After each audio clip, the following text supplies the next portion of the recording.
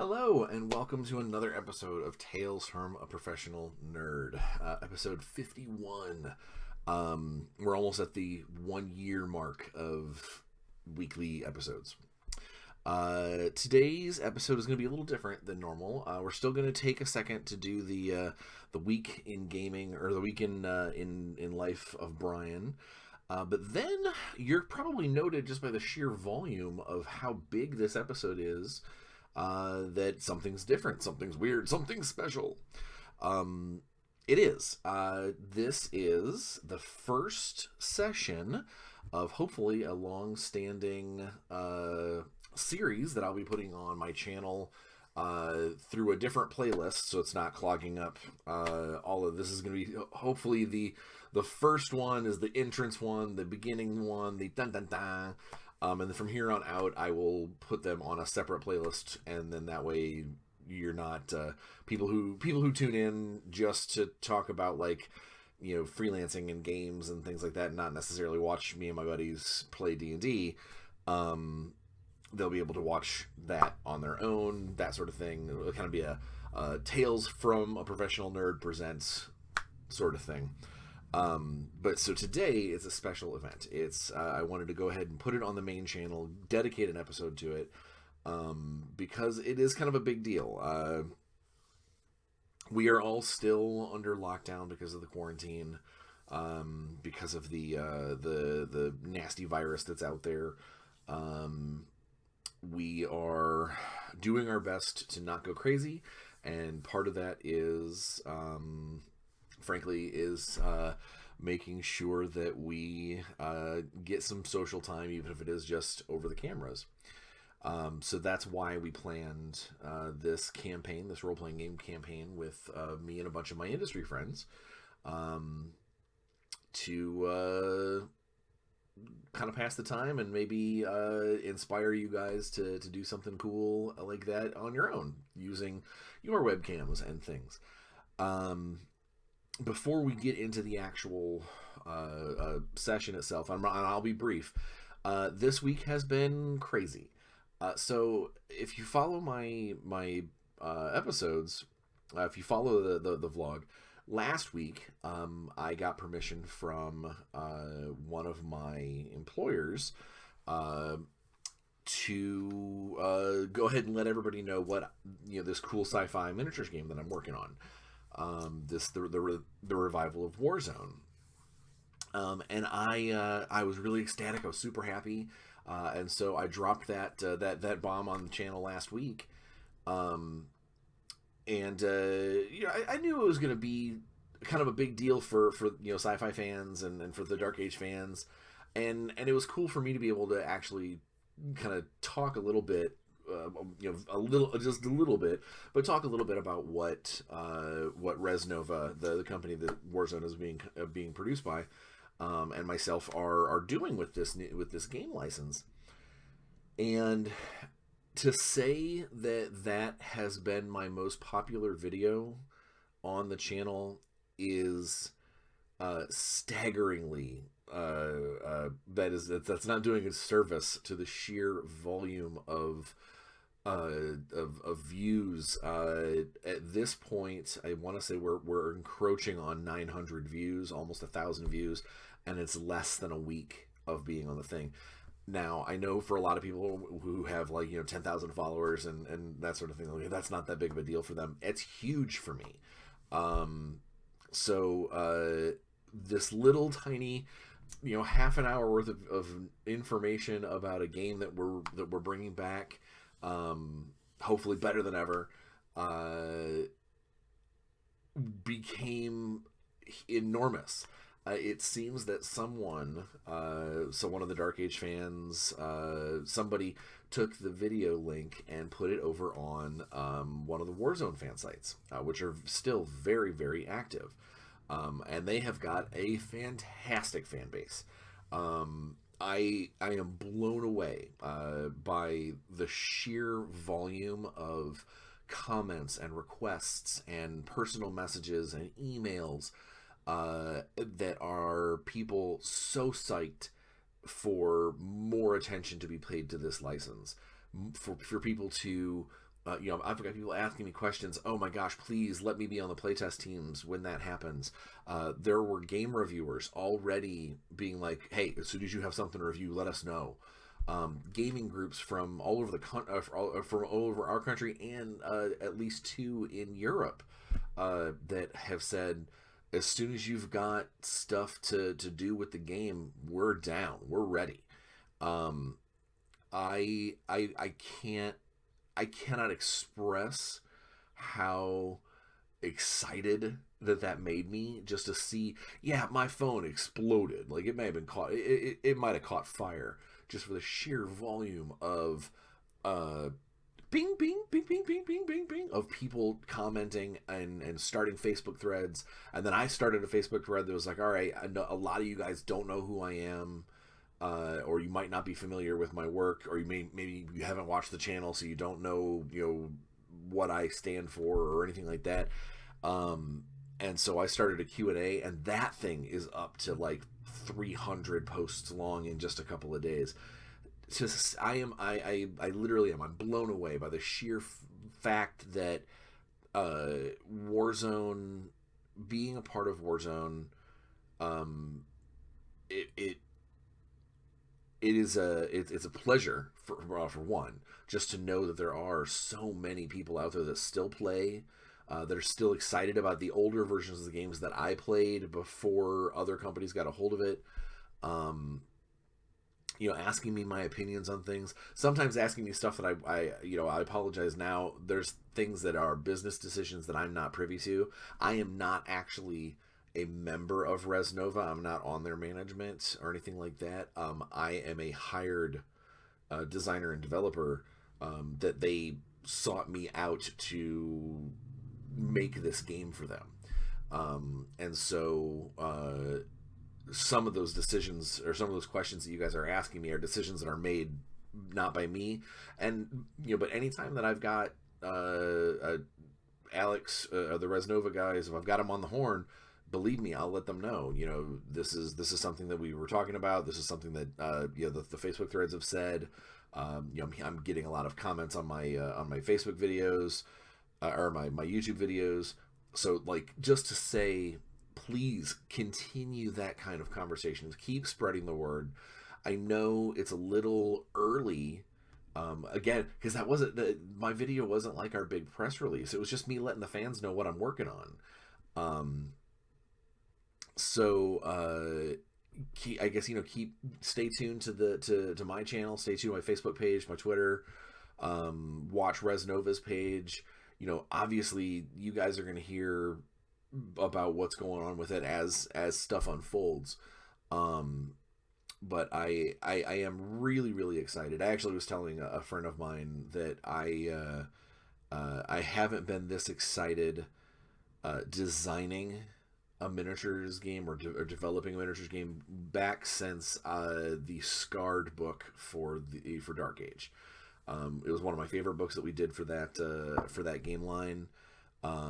It revolutionized my feelings on a force that I felt was kind of lackluster, and helped me bring a lot of new thought and new plot to the table. But again, that was Dark Age. But what it did is that product, I was so excited and so psyched for everybody to get their hands on, that, like, it was like Christmas every time someone said something about that book, or about a model in that book, or a plot line in that story, or whatever. And I'm getting that same kind of feeling now with Warzone, and we haven't even really produced anything yet. I can't imagine where I'm gonna be a year from now, when you guys are gonna have models to look at and rules to play, and people are gonna be like, hey, are you going to this convention? Can we get a game? Like that's the, oh my god, I'm gonna be so psyched for that sort of stuff. And Warzone, I've said it before on the threads, and I've said it before here, is it was a game that I really did devote a lot of time to, a lot of hobby time, a lot of painting time. I loved that game way back when Target Games had it. And to think that I'm part of it coming back, is not only like a kind of a personal little feather in my cap, but I am unbelievably honored and proud to be a part of that process, and I'm openly thanking Resnova for thinking of me and kind of headhunting me to do this. And I hope that I'll do everybody proud, and that you can't. I know you can't make everybody happy. No plan survives contact with the other side. In this case, no game design makes every single gamer happy, nor does every business plan. But I do want to kind of pledge and promise that I will do everything in my power to make the best damn game that I can, to keep the vision of my employers, and as a gamer myself, what I would like to play, what the kind of game that I want to sit down and enjoy as well, and try and keep that the story and the fluff and everything rolling together the way it's supposed to, and really kind of bring, if it's possible for me to do so, bring Warzone back into a new era of prosperity. Is really what my goal is to make a game that, with the right fan base, which obviously is there, the right management team, which Alex is knocking it out of the park with decisions as far as I'm concerned, and the right technology to make the right minis, which, having seen some of the renders and stuff that Alex has, kind of the preliminary things he's shown me, I can't imagine that this is going to go wrong, and I think that we've got something really good here, and I think it's going to fill a gap that is well needed for a lot of people, and I hope that past situations and players that do have kind of brand loyalty to some of those former versions, that they don't miss out, and they give us a chance and let us hopefully take them on an awesome new Warzone train, if that makes any sense. But that's really all I wanted to I really were just going to put my heart out there and let everybody know. Thank you so much for all of the all the positivity and hell, even the negativity. I'm okay with people questioning our decisions. I'm okay with people saying that's not what I would do, because what it means, you're still paying attention. You haven't gotten to the point where you're ignoring the process, where I don't care about, all I care about is the Warzone that I've had and the Warzone that I play, and I don't care about anything else. The fact that you're talking to us and the fact that you're engaging with us and asking questions and offering advice, that means you care. And if you care, it means you're part of the process. And if you're part of the process, you can be part of the solution and part of the happy family that we are going to create with this game. So I'm jazzed. Please stay with it. Hopefully you'll watch my show and contact me about other things that I do, and enjoy this role-playing game session that we're about ready to show you. And engage me with things that aren't just Warzone related, but even if our only point of contact is Warzone related, when I have stuff to talk about, I will be happy as a Martian banshee to talk to you about all of these things. So without further ado, let's go ahead and dip into my first foray in recording a ongoing role-playing game chronicle digitally, a 5th ed Spelljammer game called the Arcane Promise, Session 1. Bear with me, there were some technical issues, and it's still a hell of a ride, and hopefully it'll keep you guys will be happy, and we'll have a reason to record more of them and do more cool things and enjoy yourselves. Either way, here we go, and I'll see you after the show. All right, so here we are in the first session of the Arcane Promise, a Spelljammer D&D 5th ed adventure told from our various sequestered homes during this weird virus outbreak without zombies that we're dealing with. You guys know me. I'm Bryan. I'm going to be the DM for the game. Let's go ahead and talk to all of the players, see who they are, why you should care about them, and who they are playing before we actually get into the meat of the subject. Let's start with Rick.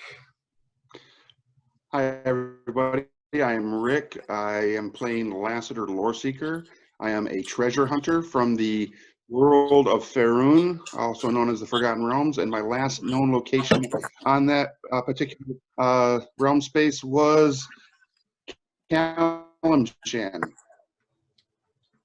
So, and I've been abducted to fly on this thing.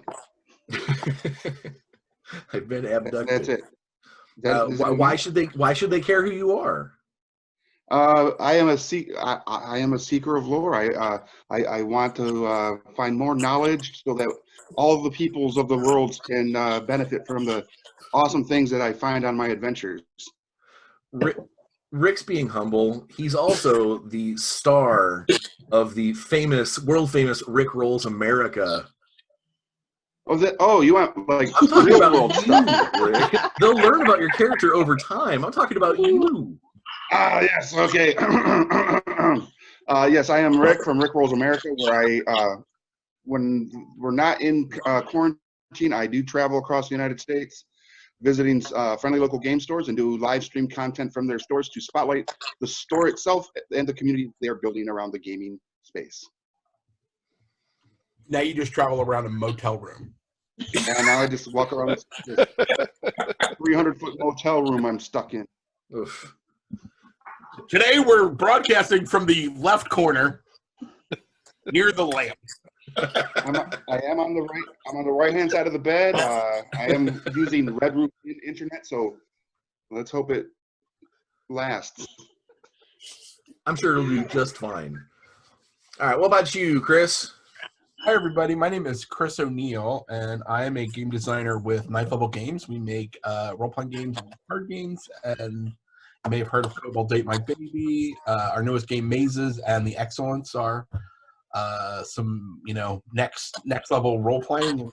It's the first time I've played 5th edition. I've played every other edition of D&D, so I'll keep being like, you can do that? That sounds like a thing I'd like to do.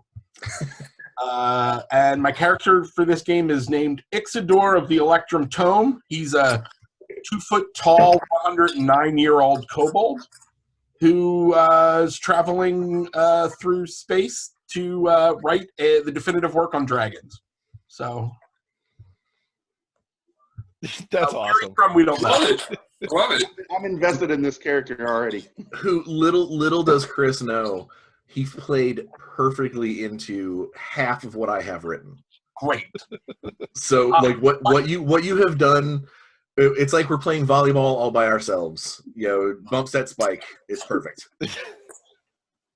All right, Ben. I'm just going around the circle here. I don't even know if you guys see the same circle as I do. You don't. No. It's all relative. Yeah.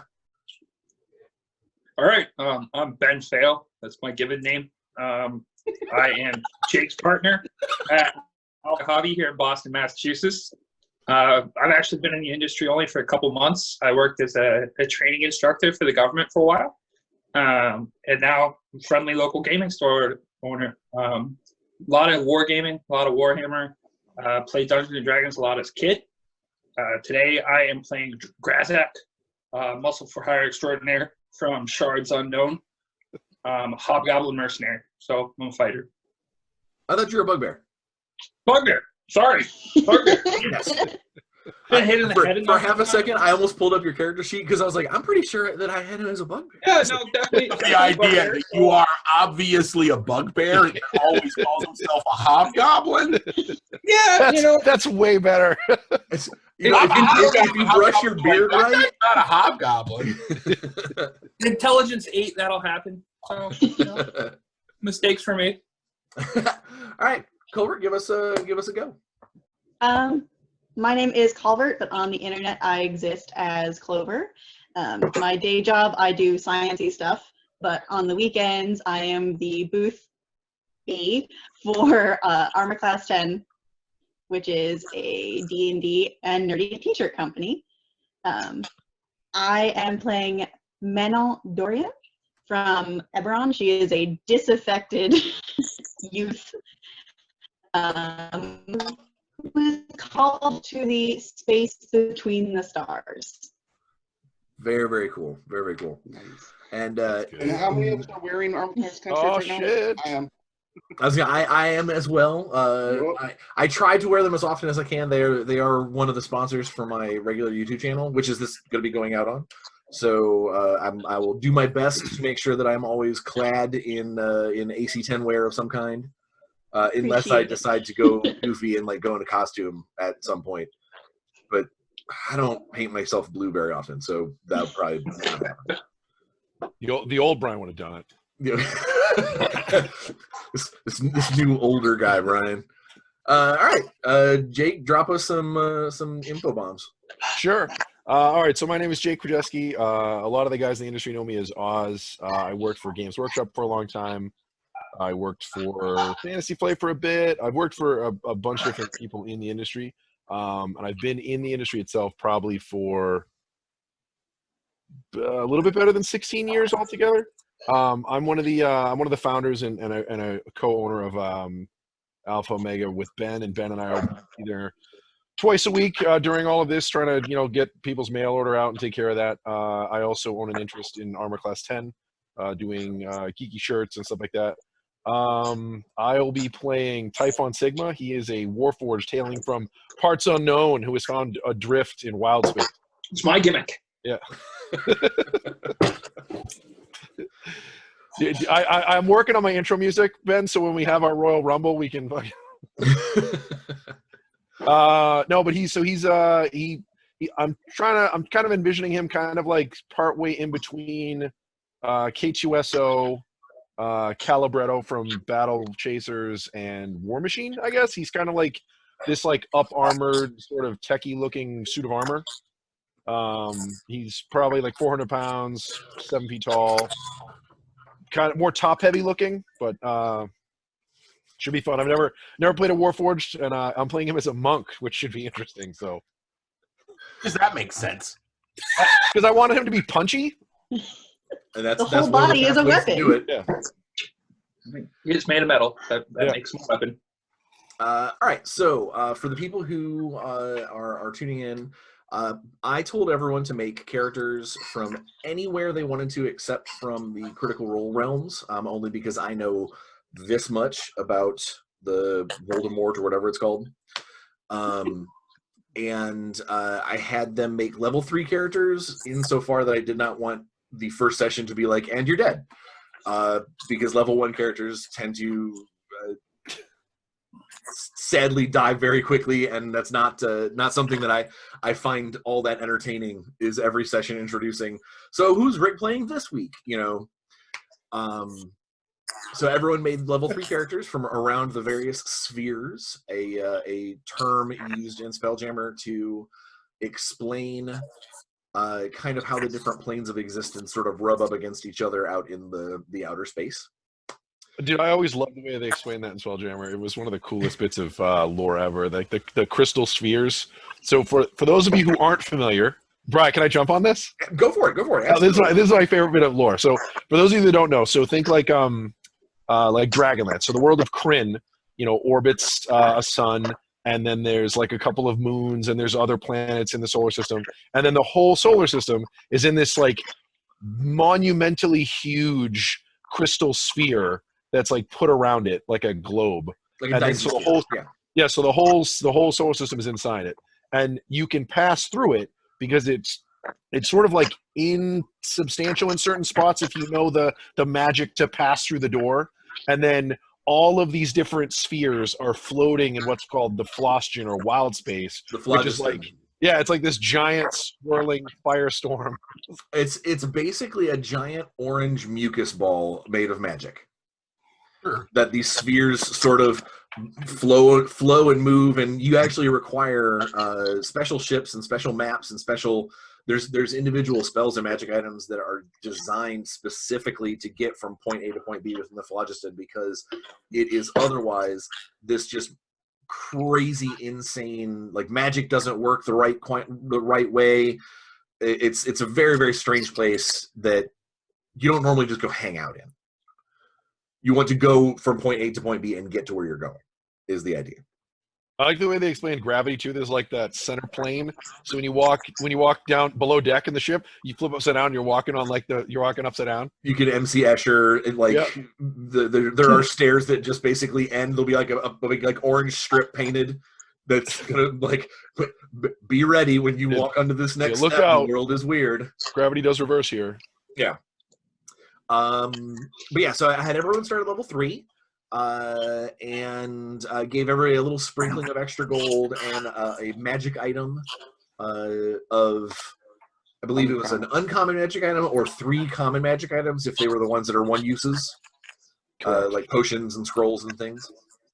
I didn't pay super close attention to what you guys took because honestly, I trust you guys, and as long as if someone comes out of the box and is like, "Well, my axe of thunderbolts +7," I will probably be like, "Hey, come on."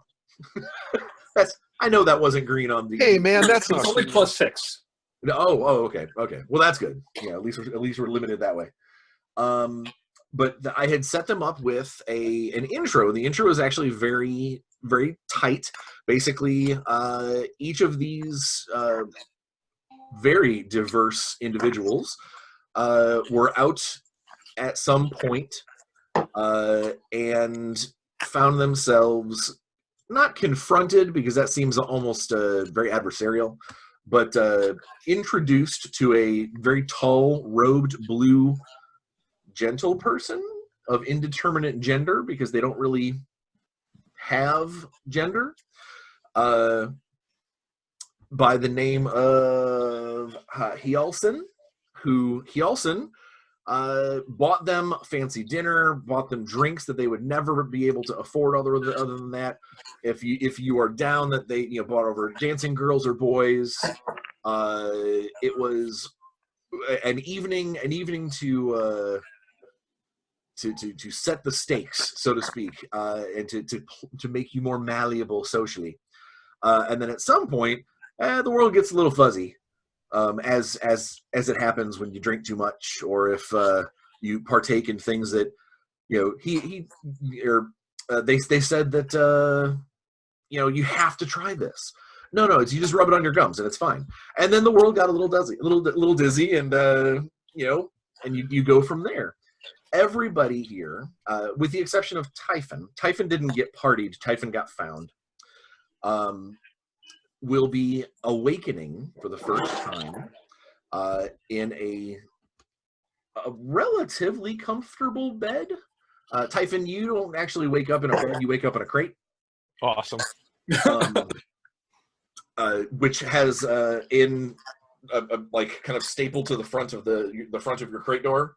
Yep. That has 2 little handprints, and it says "gentle push." And everyone else slowly stir. You are all actually in the same room. It is not all that large, maybe 30 foot. Looks a lot like the room that Rick is in. We're in a Red Roof Inn. I attack. It's about 30 feet on all sides. There's this constant thrumming. It almost feels and it sounds like almost like a large like the pump of a piston, except not necessarily mechanical. It's all like a very deep thump, like thump, thump. And you're laying there, you're sleeping, and as you slowly start to kind of blink too, it takes a little while to get used to that sound, but it is everywhere. It is not in your head. It's not a hangover sound. It's not coming from a particular direction. It permeates everything around you. Interesting. So we see each other all waking up. You start to stir. Everybody has beds. Grazak, your bed is a little small for you. Your feet kind of hang over the edge. But someone did put a kind of a makeshift ottoman at the end, so your feet don't like hang painfully off. Nice. I can see Typhon coming in his crate or coming out of his crate. Well, it depends on when he opens it up. Yeah, so I will as soon as I become aware, I will push the door, and then I will grab the edges and step out, and then turn around and like place it against the wall and kind of like survey my surroundings. The room is very very sparse. There are a couple of extremely weird looking knickknacks. Now I want to say, am I pronouncing this? Is it Manon? Manon. Manon. Manon, there is, they intrigue you because they are, the artist obviously was able to see parts of himself that others would never have been able to, like, it takes some serious soul searching to find a pattern like this. What's up? Nothing, sorry. Oh, no, guys, I thought somebody asked something. Like, but the artistry is, it's delicate. It's like spun wire, but like you can see patterns within patterns, and you're pretty sure that if you turned it the right way and put a candle next to it, the shadows would look amazing. Like it is a very, and there's 2 or 3 of them in the room, but that's really the only decorations. Everything else is just these kind of barrack style beds with big fluffy blankets. The pillows themselves on the beds are some kind of animal down. Grozik, this is definitely the most comfortable you've ever slept, even with your feet over the ends. This bed, you're like, why have I not stolen one of these before? On one of the beds is a large, human-sized backpack. Made of, made of leather, like a. But you don't see you don't see the kobold. The backpack sitting on the bed. Where is Ixidor? He's in the backpack.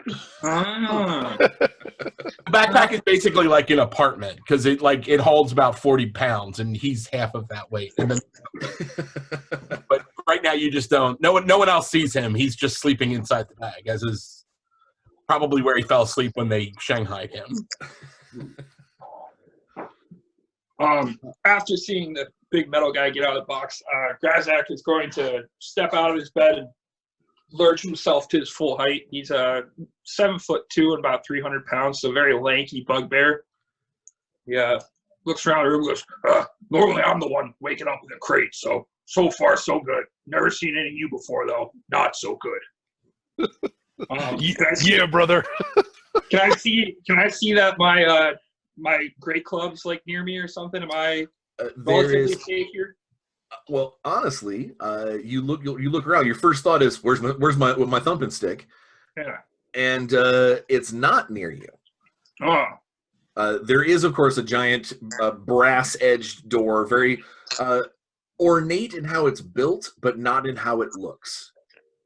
So it's not like it's just a pair of very plain doors, very heavy wooden handles. The brass inlay, like no one would use those materials for a door frame, but not the door. It's like you're gonna see is if the door would be decorated, then that would be where the brass and all that is. But it's oddly enough the opposite. The parts of the door that are decorated or that would be decorated look more along the lines of kind of just raw wood and metal, whereas the functionality, the locks, the hinges and stuff are shiny brass, like polished brass. It's almost a paradox in terms. What does I'm imagining Ben looks as like a lanky bugbear. I'm imagining him almost like kind of looking like a werewolf / Chewbacca, like kind of. Yes. Okay. So a Ralph McQuarrie Chewbacca. Yeah, sure. So yeah, absolutely. That's perfect. Has a neck full of assorted metal chains. He spent his 500 GP on just various crappy jewelries. He has a very heavy sleeveless overcoat and a mithril breastplate that he tries to keep as concealed as possible. Very long arms down past his waist. Hair, beard kind of worked into a point, and short road hair. So looking around for my bat, trying to figure out exactly what's going on. All right, so I see the backpack. What do Lassiter and Manon look Um, Yeah, go ahead. okay. Manon is a fairly nondescript human, so above average height, but not like 6 feet tall. Short, dark hair. Generally, lots of dark layers, so like a vest, and then a jacket, and then like a scarf around the waist. And she's just kind of eyeing everybody. If she turns, you can see a glowing red mark at the base of her neck. I was actually going to ask if you had any visible markings of house or agency. Mm-hmm. I have, yeah. Typhon, go ahead and roll me a history check, please. Okay. Manon, you see him come out of the box while he's rolling the check. I'll go through you. You see him come out of the box, and you've seen Warforged before. Like that's they're relatively common. What you haven't seen though is that all of his wooden parts, the parts that normally the oh shoot, my thing's gonna explode. Okay, sorry, I was my drink and I almost just was wearing root beer everywhere. That's a way to break character. So yeah, all the parts of him being a Warforged that normally are the wooden bendy pieces, they're more metal. It's just they're more malleable metals. He is 100 like he has no organic rooted material on his person that you can see. That's very interesting. Yes. Very unusual. I tanked my history roll. I rolled a 9. Okay. then I'm like, history's a thing. Sparks your interest when that. you see the mark on her neck. Another thing about my character. So he looks, think like he's like K2SO's size. So he's about 7 feet tall, and he's similar in build, but he's a little more top heavy. So his arms are bigger. His forearms are definitely bigger. He has like a kind of a raised gorget, like fancy plate mail around his collar, and his head is sculpted to look like the example I always give is everybody knows in Gladiator the guy that Maximus fights with the sculpted mask that he pulls down. It's a sculpted human looking face. It's very clean, and there's like a space where the mouth should be. There's like a bar in between the lips, so it's almost like you can see. It'll light up when he talks, and his eyes kind of glow like a bluish white.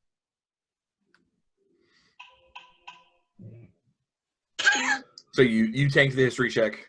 Yeah, I'm like, yep, history exists. Nailed it. I'm like, I look at her, I'm like, she probably has some history. Better not ask about it. All right, Lassiter. What is the symbol? The symbol is glowing? Mm-hmm. Like it's noticeable in like normal room light. It would be like a cigarette light, like the cherry on a cigarette. What is the symbol? Can you describe the symbol? They look a lot like Chinese pictograms. Okay, all right. The only reason I ask is because the only symbol that's on Typhon has a lot of like filigree and fine edge design work on him, but the only noticeable symbol is there is a sigma that is pressed into his pauldron. That's the only. This is definitely in a language you do not currently know or remember. Okay. So much like what Grazak and the others have done is I look to see if any of my gears are on. I ensure to kind of keep my face a little covered up. I don't know any of these folks, but I am really intrigued by the tall metallic being, and I do approach Typhon's character, and I reach out with a hand and ask, "What are you?" I'm trying to think of my character how I would answer that. Do I? Oh no. Rick, your Wi-Fi is becoming more wide. We're breaking up a little bit on you. Oh, that's better. Can you hear this? What was the question? When I reach out and touch you, because I'm gonna like tap on your body to be like, what are you?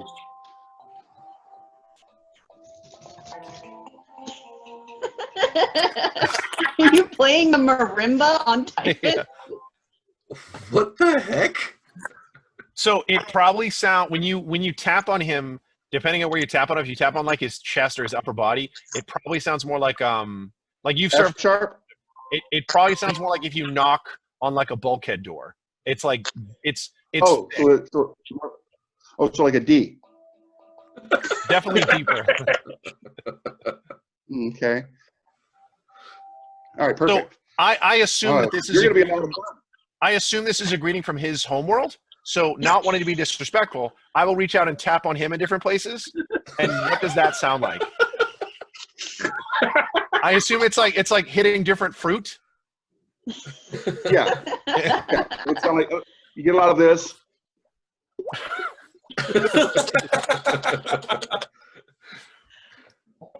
Graz, like there's some kind of weird alpha ritual going on over the other end of the room. Because I'm only like 5'8" or something like that, so I'm like looking right at his freaking hips. Grazik's like, hey, everybody stop touching everybody. We got to get it in somehow, right? Social distancing. Armor, a lot of weird stuff is going on. Let's just focus on getting out of this room and getting me my stuff. I'm going to take this backpack. As you do that, you just see. It's a bonus backpack. It's like a tiny gray alligator's head, but with just beard, just like 100 years of beard and a Gandalf hat, like slouched, just like trying to sleep. Amazing. Where does Ixodor get his beard from? Huh? Where does Ixodor get his beard from? Is it like a trimmed piece of awesome, or is this an alter self sort of thing? No, it's just like Bearded dragon. he's just that old that he's just, Oh, it's like kind of Dark Crystal-esque. Gotcha. Yes, Okay. in fact, that's perfect. He looks like one of those things from the Dark Crystal. Yeah, but very tiny. I would be able to identify him as Kobold, right? Oh yeah, you've lived around kobolds most of your early life. Oh, good, Kobold. You'll listen.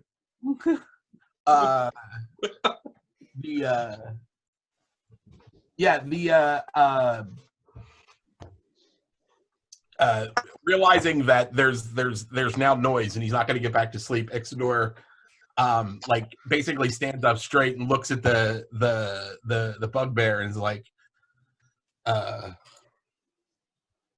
assume that we have been kidnapped. Harsh. That's a harsh word. Yeah, brother, that checks out. Are we not in a cabin? I prefer the term forcibly vacationed. We got Blue Guy for sure. Blue Guy did something to me. You do something. You seen the Blue Guy? Am I making stuff up again? Yeah. So when he says blue guy, does that ring any bells? Do I know who that is? So, do you remember a blue guy packing you into the box? Okay. Because again, when you go into your kind of your sleep, not sleep, you are aware of your surroundings. Right. I'm just off. Yeah. So you remember a big, tall blue guy using the help of many small hands. Like he had like a team of gnomes helping him or something. Okay. So that way, they weren't actually touching you, and moving you and making you nice and comfortable in your box, and then tacking the little poster thing on the front of the thing so that way you don't go smashing out or freaking out when you woke up. But yeah, you remember a tall blue gentleman or person, gentle thing. Do I know what he was? Do I recognize his race? You can give me a history check. Oh, I suck at this. All right. Especially. Yeah, that is not a strength of this character. Nope. Yeah, he looked.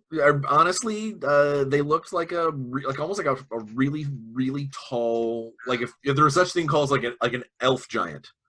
Okay. Like a 9 foot tall blue skinned elf. Okay. So elf giants. So like an elf giant. So when Grazek says, "I remember a blue guy," and you're like, "Was I making stuff up?" I'll look at you and I'll be like, "Can confirm."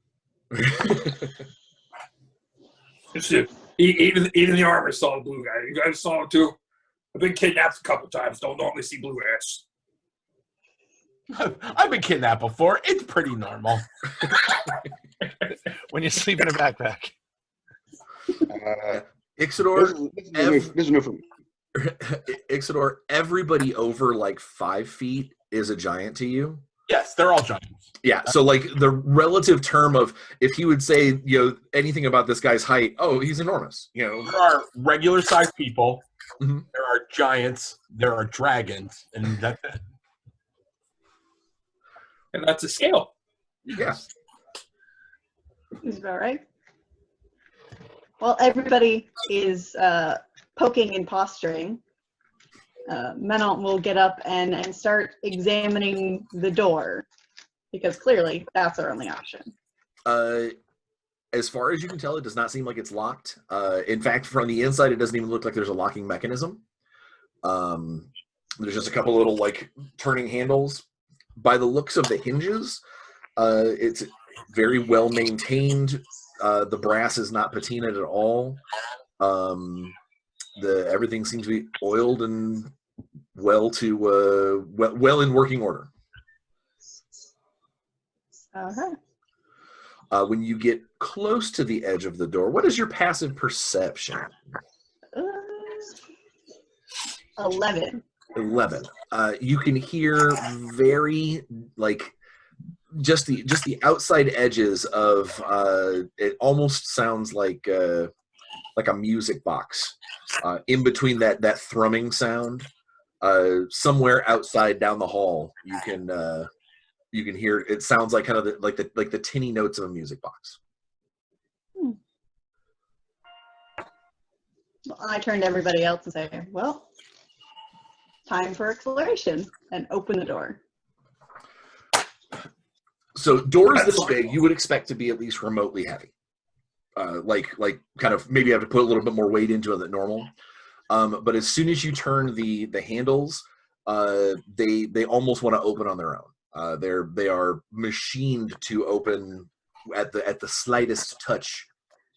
As far as like, even Ixidor could open one of these with one hand.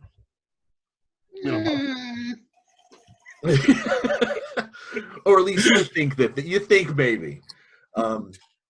And when you open the doors, it opens into a much larger room that is almost a glass, like a half dome. So it's like if you were walking into a greenhouse, but only the end of the greenhouse had glass ceiling. Or a bubble dome greenhouse, not a square one. Okay. On the outside of that glass, I need you, since you're the first one to open these doors, I need you to make a quick wisdom saving throw. Okay, let's see here. Just a quick one.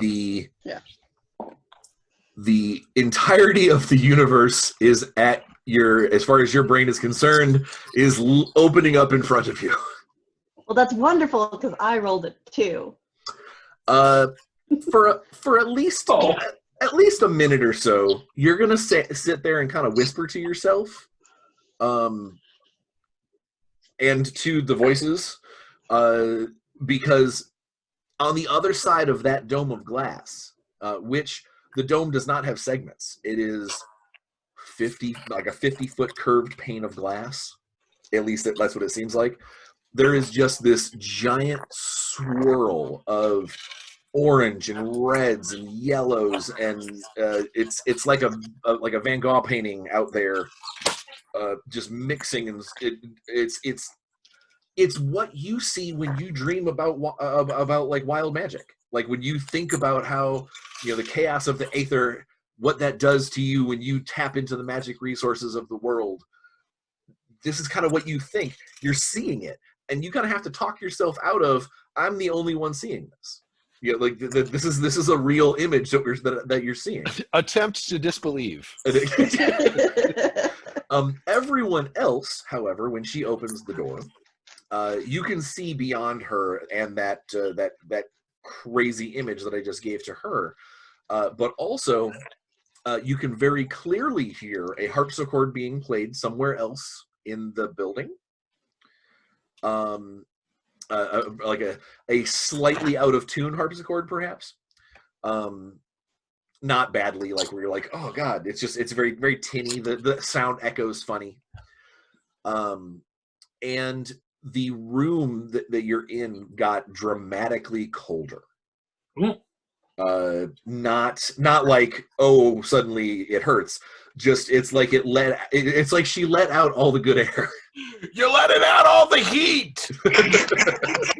Anyone who's lived in the Midwest knows that. Were you raised in a barn?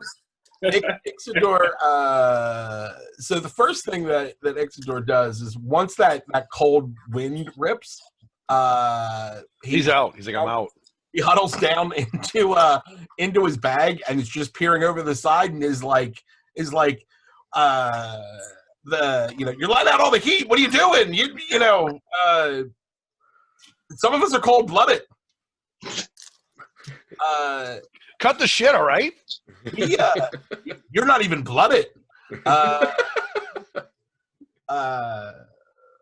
Before we go anywhere, I think we should all figure out who we are, why we're here. I mean, we may not know that, but before any of us run away, obviously we were all put here for a reason. I've already heard this blue guy mentioned. Do I remember his name? Yeah, well, yeah, you know what? We're gonna call him a he because I keep kind of automatically doing it and stammering over it. Sure. He went by Hjalson, and when asked about a surname, Hjalson will respond that he has all of the surnames. Sure. That he is responsible for all of them. So in my view of what it would have taken to get Ixodor Mickey, he offered him a pipe. He smoked said pipe. He fell over. Like, ooh, this is tasty. Because he's not the strongest. So I quickly explained what I remembered to everyone. And I asked the lady to close the door. That's where I start with, can we just close that door for a minute? It takes a second, but the request sinks in. Yeah. I kind of like shakily close the door. You're like, Turn around, let's not go there ever again. Yeah. Not ready to deal with that. So we're trying to figure out who we all are. I mean, it's obvious who we all are. You've got the mechanic of some sort with this tall. Hold on, that thing, and then The universal harmonic register. Got you. yeah. Everybody needs a bard, and then it's a bugbear. I've never ran into a bugbear before. Read about you, so I'm seeing that you're probably here as a distraction. In the event that we should run into anything, they'll shoot at you first. The small lizard is a pet. Obviously, found its way into this room, and I feel like the apparent mage of some sort and myself were the only ones that are actually kidnapped. So Typhon will kind of scan the room and he'll pause on each person and kind of like make a mental file of each of them. And then when he gets to Lassiter, he'll kind of turn his head back to the rest of the group and he'll be like, query, is this unit damaged?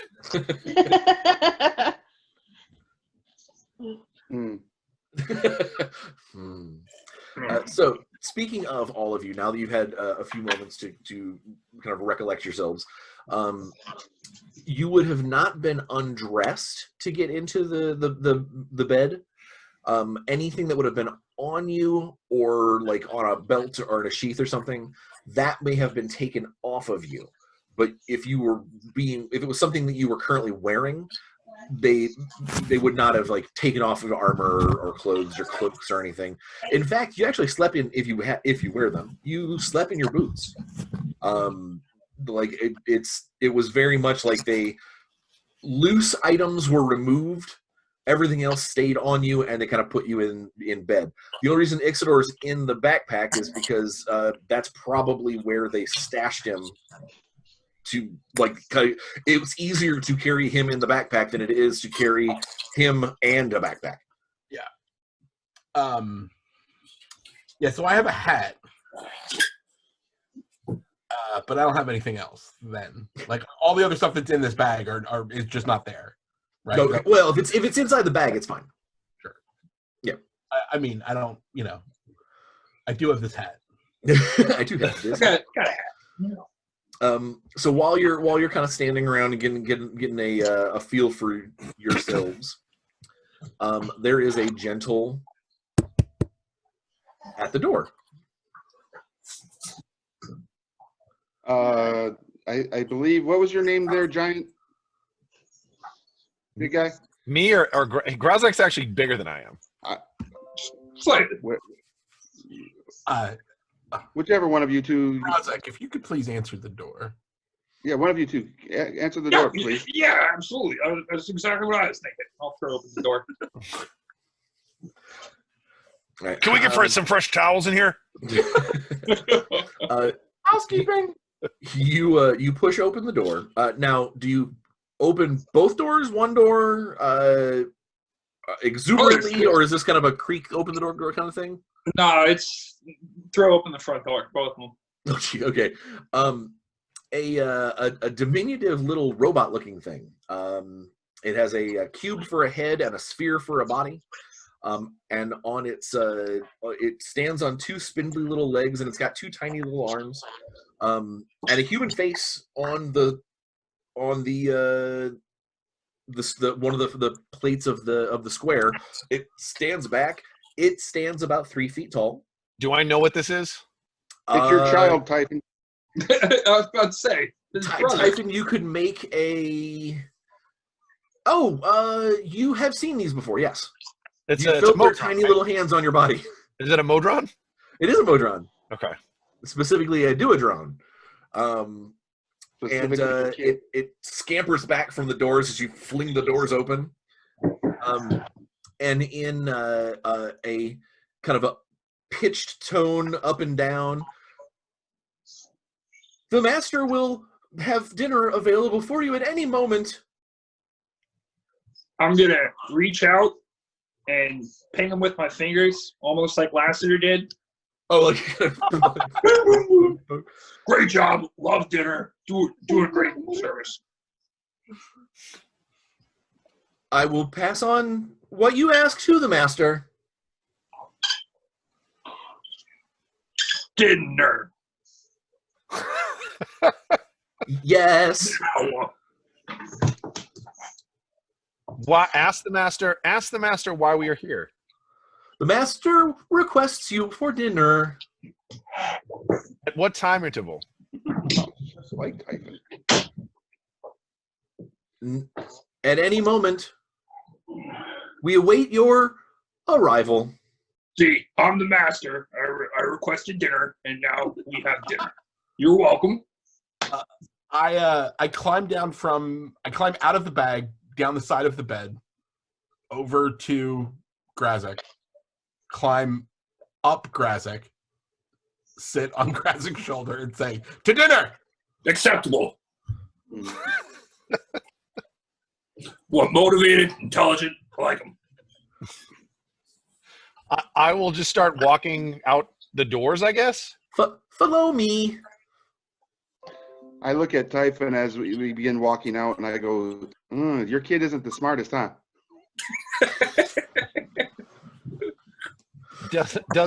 So Typhon, it doesn't register. He's just like, he's talking to my back. I don't know what he's talking about. Your This joke unit slides has- right off has of no- him. This unit has no progeny. I'm following, but I'm still very entranced by what's on the other side of the glass. Go ahead and give me a perception roll as you walk out into the hallway.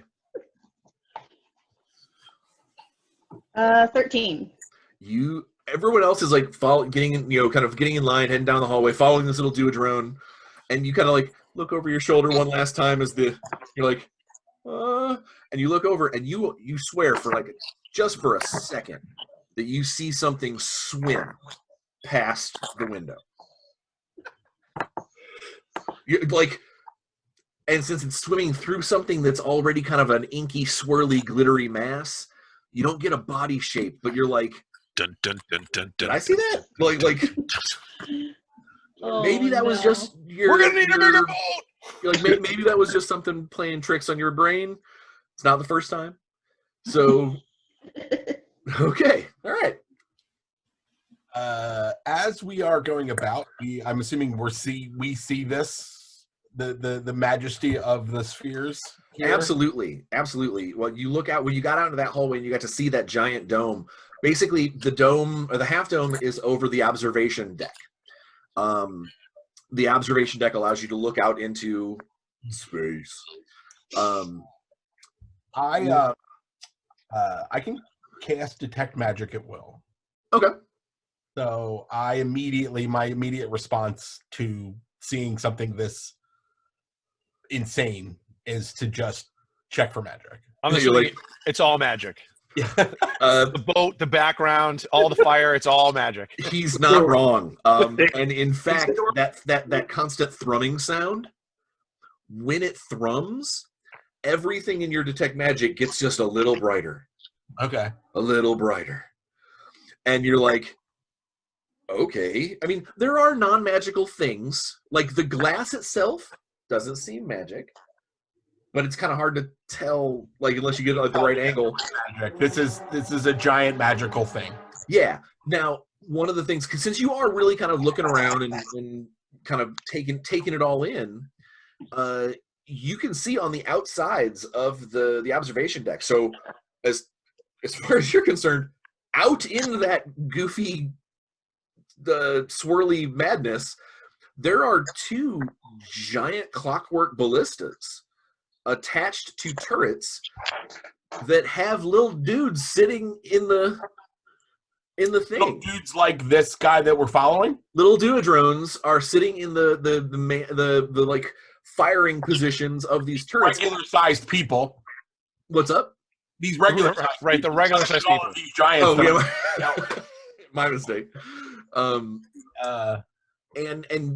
So it seems to be, I mean, or either it's safe out there, which defies logic. That makes no sense. Yeah.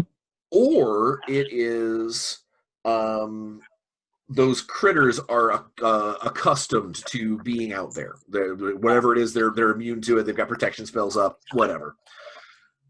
Brian, quick question. So having served on a Spelljammer ship, what class of ship am I on? Is it something I recognize? Definitely not. In fact, now that you're out in the hallway, one of the things that it takes a second for you, for you, you're like walk, and then like you take a step out into the hallway, and what you're standing on is different. The floor has changed. Okay. It went from being like polished tile, which is what the room you were sleeping in had the floor of, but this hallway, it almost has kind of a rubbery shower feel, like the floor of a shower. Okay. It has some give to it, but not enough that you're like leaving footprints or anything. Have you ever walked on that weird recycled rubber playground material? Yeah. Yes. That's what it feels like. At every convention. Yeah. Put multiple layers of it down to stand for all those days of bullshit on concrete. So that's what it feels like. It feels like you're walking on extremely dense industrial foam. Okay. So I'm assuming we're just following the duodrone. You just follow the duodrone down to another set of doors. The hallway goes the other direction, and as you are walking past, there are other doors. One leads out to that observation deck, and the doors are very similarly built as the door to your quarters, where it's got that kind of weird brass ring and like almost like a stony type. Instead of wood, it's almost like a stony material that is the door itself.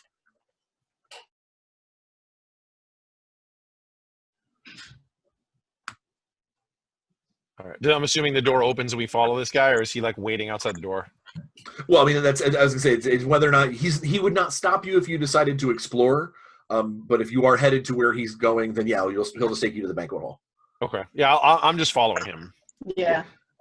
And by banquet hall, I mean small room that has a table in it and a whole bunch of chairs. It is not extravagant by any stretch of the imagination. Like this grand banquet hall. It's another Red Roof Inn? It's better than that. This one has more. Ooh, it's a DoubleTree. It's a DoubleTree. It's a Motel 6. It has more ambient lighting. There are several sconces that have magical flame flickers in the sconce. So there's no candle or anything. There's just kind of a little bubble of flame dancing in the sconce. There are seats for everyone. And as you guys enter, the last of the Modron servants are currently setting plates and filling glasses. And then they will, as soon as they see that you're there, they'll hurry up and finish what they're doing and scamper away, leaving through a door through the back. I asked Grazek to put me down on the table. I'll comply. I'll lift him off and say, hey, heard you muttered, saw you moving your hands. This all passed about 15 minutes. They'll ask us to rob a dragon or something. Real simple stuff. I've eaten a couple toads before. Put them down. Okay. On the table? The chairs, are the chairs properly sized to our races? No. The chairs actually are more like almost like bar benches or like bar stools. That you can tell that they were probably appropriated for things of multiple sizes. A small critter could easily sit on top and use the top rungs to kind of hook their feet, whereas a big guy could leave his feet planted on the ground and kind of sit relatively comfortably. And a regular humanoid would just kind of sit and probably have to like prop up one foot up on a ring or something. They are not designed for any particular size, and they're not all that comfortable. Do they look like they would hold me or Grazak? They are made of metal. I mean, they're metal chairs. I'm sitting down regardless. It's been a long day. It might creak a little under the two of you. Like you might hear a little, like the kind of the bolts holding it together. Kind of whine at your weight, but nothing will pop or anything unless you guys elbow off the top ropes onto it or something. Did Grazak really say that it's been a long day already? Yeah. When we just woke up. We just woke up. Slow sleeping. It's a fact. Look it up. The food that they've got out, it's considering all of you guys were, as it was so eloquently put earlier, blue-guyed. This is of a different quality. This is the kind of thing that you would see served in an upscale cafeteria. Not fancy, like a Chinese buffet. Some of the stuff you go, oh, that's interesting looking and smells almost nice. No way, shape, or form. Yeah, just like Nor doing anything. Yeah, nothing offered by this until we know more. But while we sit down, he takes his hat off, reaches into his hat of vermin, pulls out a rat, and proceeds to eat it. while he just listens to what's going on. The Duodrone who brought you here leaves through the front door, and almost like in kind of a sort of jerky version of like a butler, kind of gives a bow as he closes the door behind him, but it's really awkward. Like it's not. It's like one of these things that he's not really built for this, and was probably told to be as be nice, be cordial, be social, and he's like, I will do what I can, and the doors close and leaving you guys in this room by yourselves again, except now with a bunch of weird kind of food from all over creation, and it's like a Klingon. It's like a Klingon buffet. Nothing's moving though. This is like bloodworms. Nothing's alive except for the rat that he just ate, which is now not alive. Yeah. You always start with the head. That's the secret. That's how you don't get bit. Menon disdainfully pokes and prods and sniffs the food and chooses the least offensive of the items. Okay. One egg salad sandwich. Everything is heavily seasoned to one end of the spectrum or the other. It is either something is extremely salty or extremely sweet, or you take something and you're like, oh, that has to be a condiment because that's burning my tongue. Like that was not an actual dish. Like it's always the extremes. There is nothing that is just bland. There's even a bowl of this stuff that kind of looks like almost like pigs in a blanket, but they're super bitter and they're some kind of vegetable matter. Vegemite? It is. Speaking For those of us that have had it, yep. My actual palate. Chris would very much like pigs in a blanket that are actually bitter vegetables. I will say, you could describe my diet as extremely salty and extremely spicy. So I mean, like it's one of those things where you can find someone can. But find Menon something. is horrified and does not eat much. Typhon, you recognize that this is fuel to be interred. Like you have the capacity to enjoy things. There are things that taste better than others. I thought I don't eat in the description. It says that I don't eat, breathe, drink. You have the capacity to do. You don't so. have to. Okay. You don't have to. Oh yeah, I don't. When I designed this character, I did not design him with mouth parts that open. Oh. I was gonna say, Why are you always talking? It's like It's a Optimus little Prime, son. speaker. Yeah, there's a little speaker. Okay, yeah. Then ignore what I just said. You don't need it. Time, son. Grasnak will happily make himself several plates and go, hey, this is great. This is the same food from last night. You find several things that taste better when added to other things. Excellent. Yeah, like if I make a sandwich out of these three awful things, it tastes good. Next door, rat meat. About 2 or 3 samplings into your meal of the moment. The air shimmers at the end of the room, and kind of sort of peels back from itself in a dimension door. Some of you may have seen that in like courts and in higher countings. Ixodor, you absolutely have seen the drawings of this before. You know, like in someone's spell book somewhere has explained what this is. Okay. Grazek, the world just opened like an onion. Well, that's awesome. It's a good day. And Hjalson steps out, and every time that you guys saw Hjalson, with the exception of Typhon, you saw him in his normal garb. He was wearing like traveler's robes and was looking all mysterious and Gandalfy. In this instance, yeah, there we go. In this instance, he is. It's actually the opposite. He's wearing almost nothing. He has got like a samurai's where it's not like a not the dress or like the pants that if he stood the right way it looks like a dress. Oh, The Hakama pants. Yeah, thank you. Yeah, Hakama pants. He's got these, and they are definitely made of some kind of fabric that when he moves, the images, because it's showing all kinds of like little symbols and pictograms, and they move with him. If you stare at it too long, you can see a sailboat. You know, like it's that kind of thing. You know, picture with Do a. I- Would it make me? I feel uncomfortable staring too long, so I don't. Okay.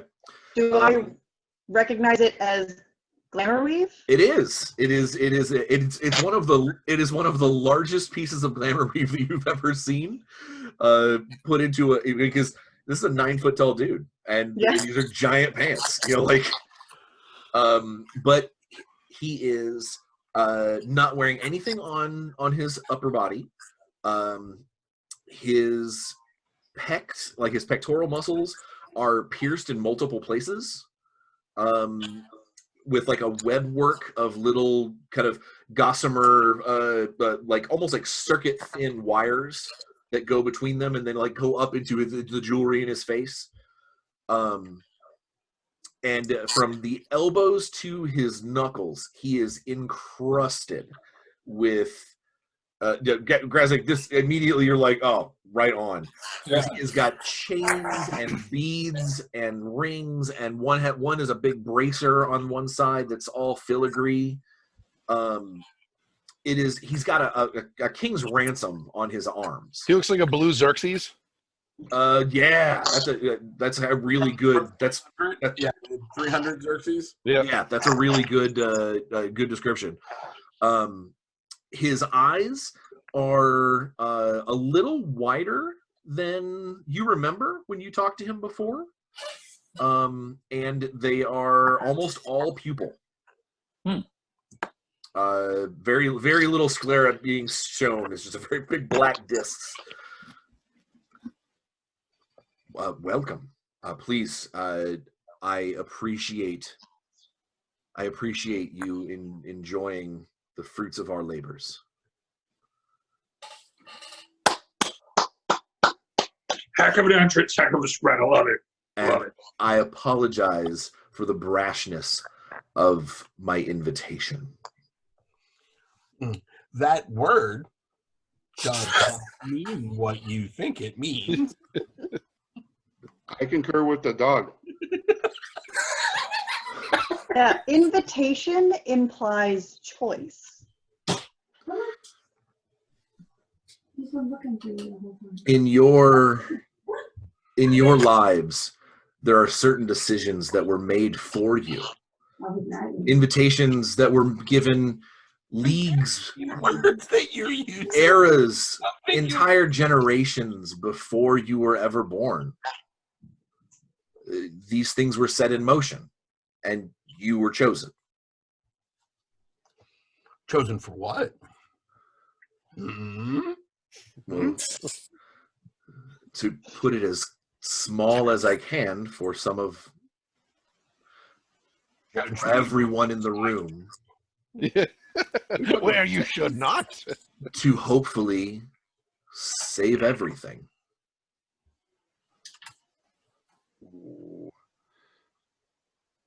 The spheres are coming apart. Well, that doesn't sound like a good thing at all. This is why I That chose sounds you. horrible. Glad you got us here. Then are we safe here? Well, for now. On your castle thing. I look back over my shoulder and shake my head like, I don't think we are.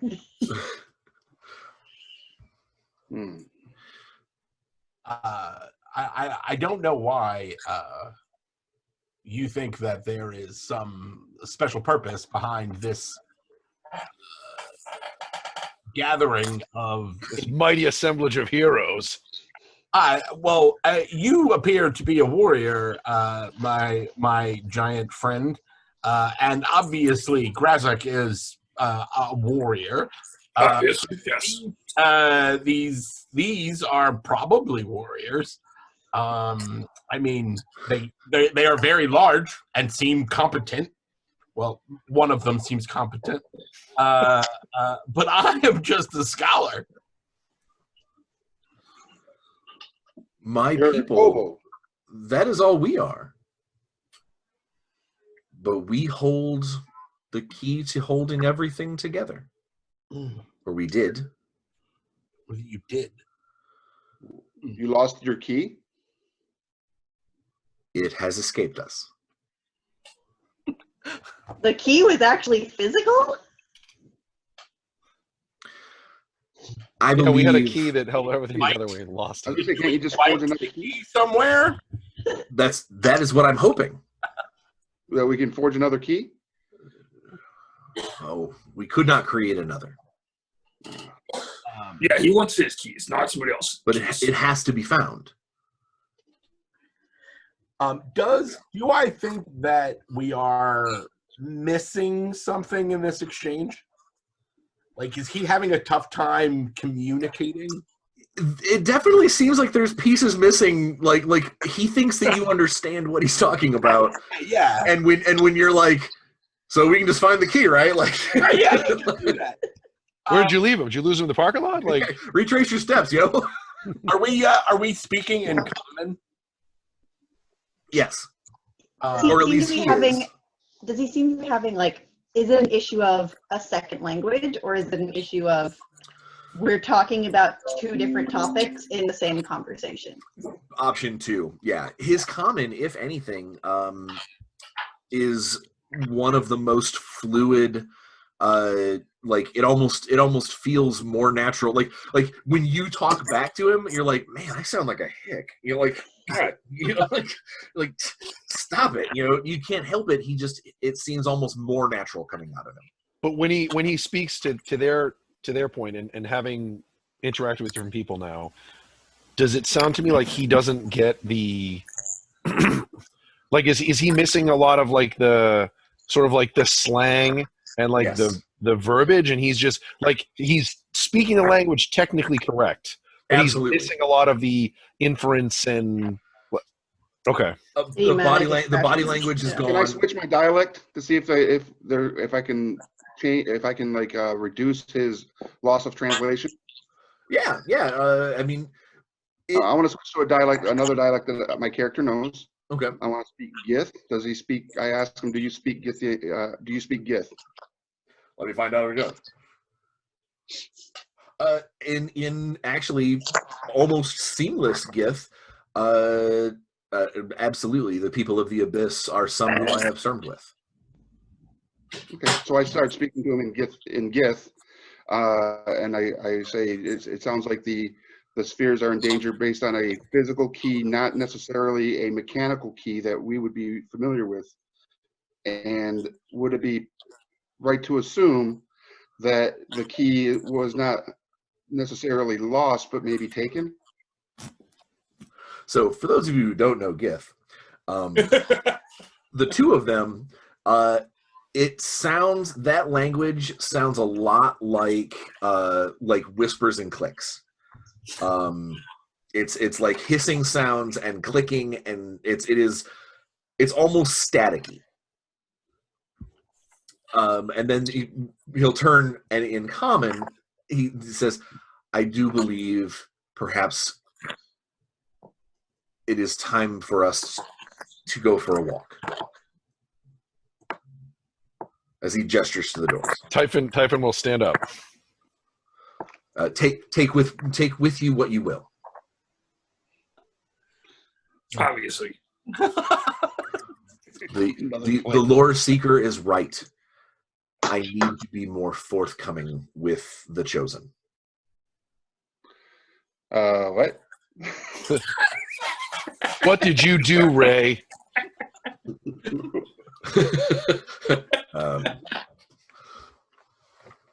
And he walks out the doors. Has to duck a little bit. Yeah, I stand up and follow. Same. And I grab one of those veggie dogs in a blanket. Good man.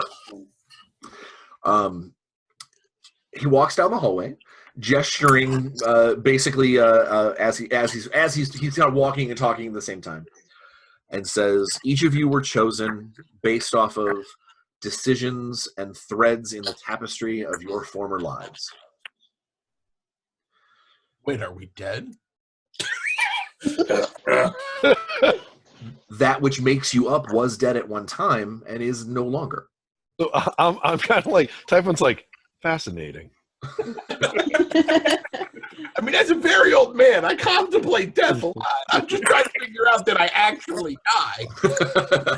As an eternal robot, I've never pondered my own mortality, so...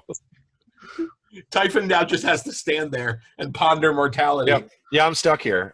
If I may be so, let me try and put it in terms that might be easier for you to fathom.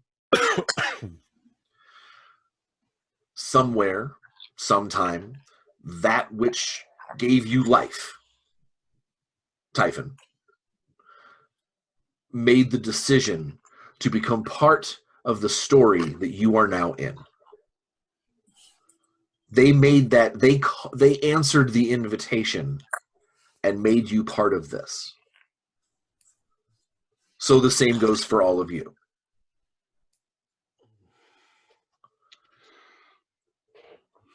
More specificity, please. I cannot see that far back into your own history. I do not know where your choices were made. No, I mean about the current situation. The past is immaterial. What is Correct. The current situation. As he's walking down the hallway, he reaches that first door, the door that leads outside. And he opens it. And your first instinct is, hey, there's fire out there. Like fire, death, magic stuff. What are you doing? why are we going outside? And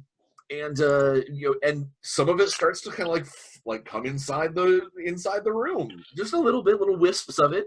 You can kind of see it. It sort of crawls along the wind, like along the wall. It doesn't flow quite right. Kind of goes into a spiral, and you're like, nope, we're all high.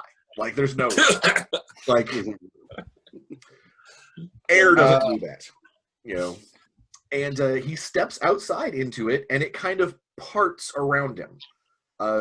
Not 100%. Like there's still like kind of wisps of like pass over him. You know, like when he swooshes his pants, it does like little like wakes of the stuff. But sure enough, he's outside, out in the stuff, and is basically, you can still hear him talking as he continues to walk towards the front of this thing that you're on. I'm going to speed up a little bit to be a little bit closer to him so that I can be in the wake. Okay. As it spreads it out, and I will ask him as what is this material that is wisping about? We are in the space between realities, the lubrication between the spheres. Oh man, my lifelong dream to swim around in the universal lubrication. Gross. Don't forget to wear a towel. This is the matter that connects all things and nothing. Surely you are familiar. He looks at Exeter. Surely you are familiar with the idea, the planar concept. Yes. Make an arcane roll. With advantage, you are a spellcaster. You understand the idea of upper and lower planes. All right, so I'm gonna roll 2, keep the higher, and just add my Arcana bonus. Correct. Thank you.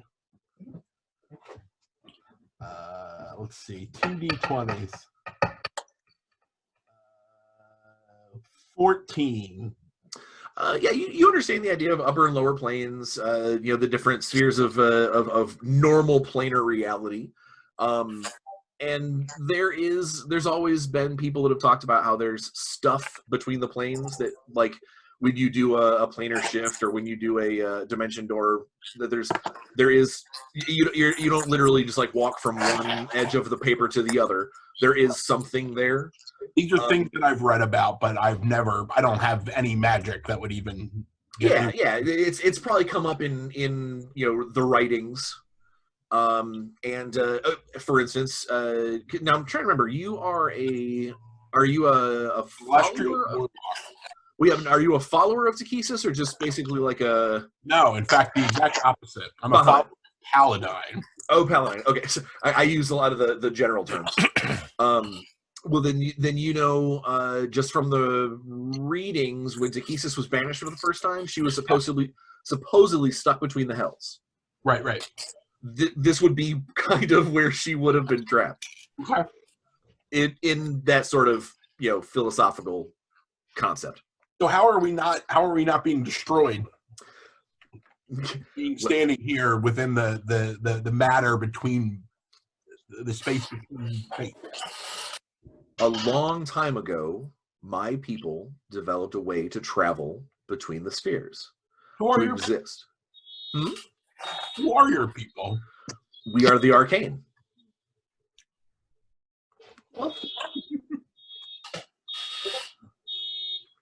He writes that down. Exeter gets out a little booklet and starts writing all this down. Like, He's like, let me take a note of that.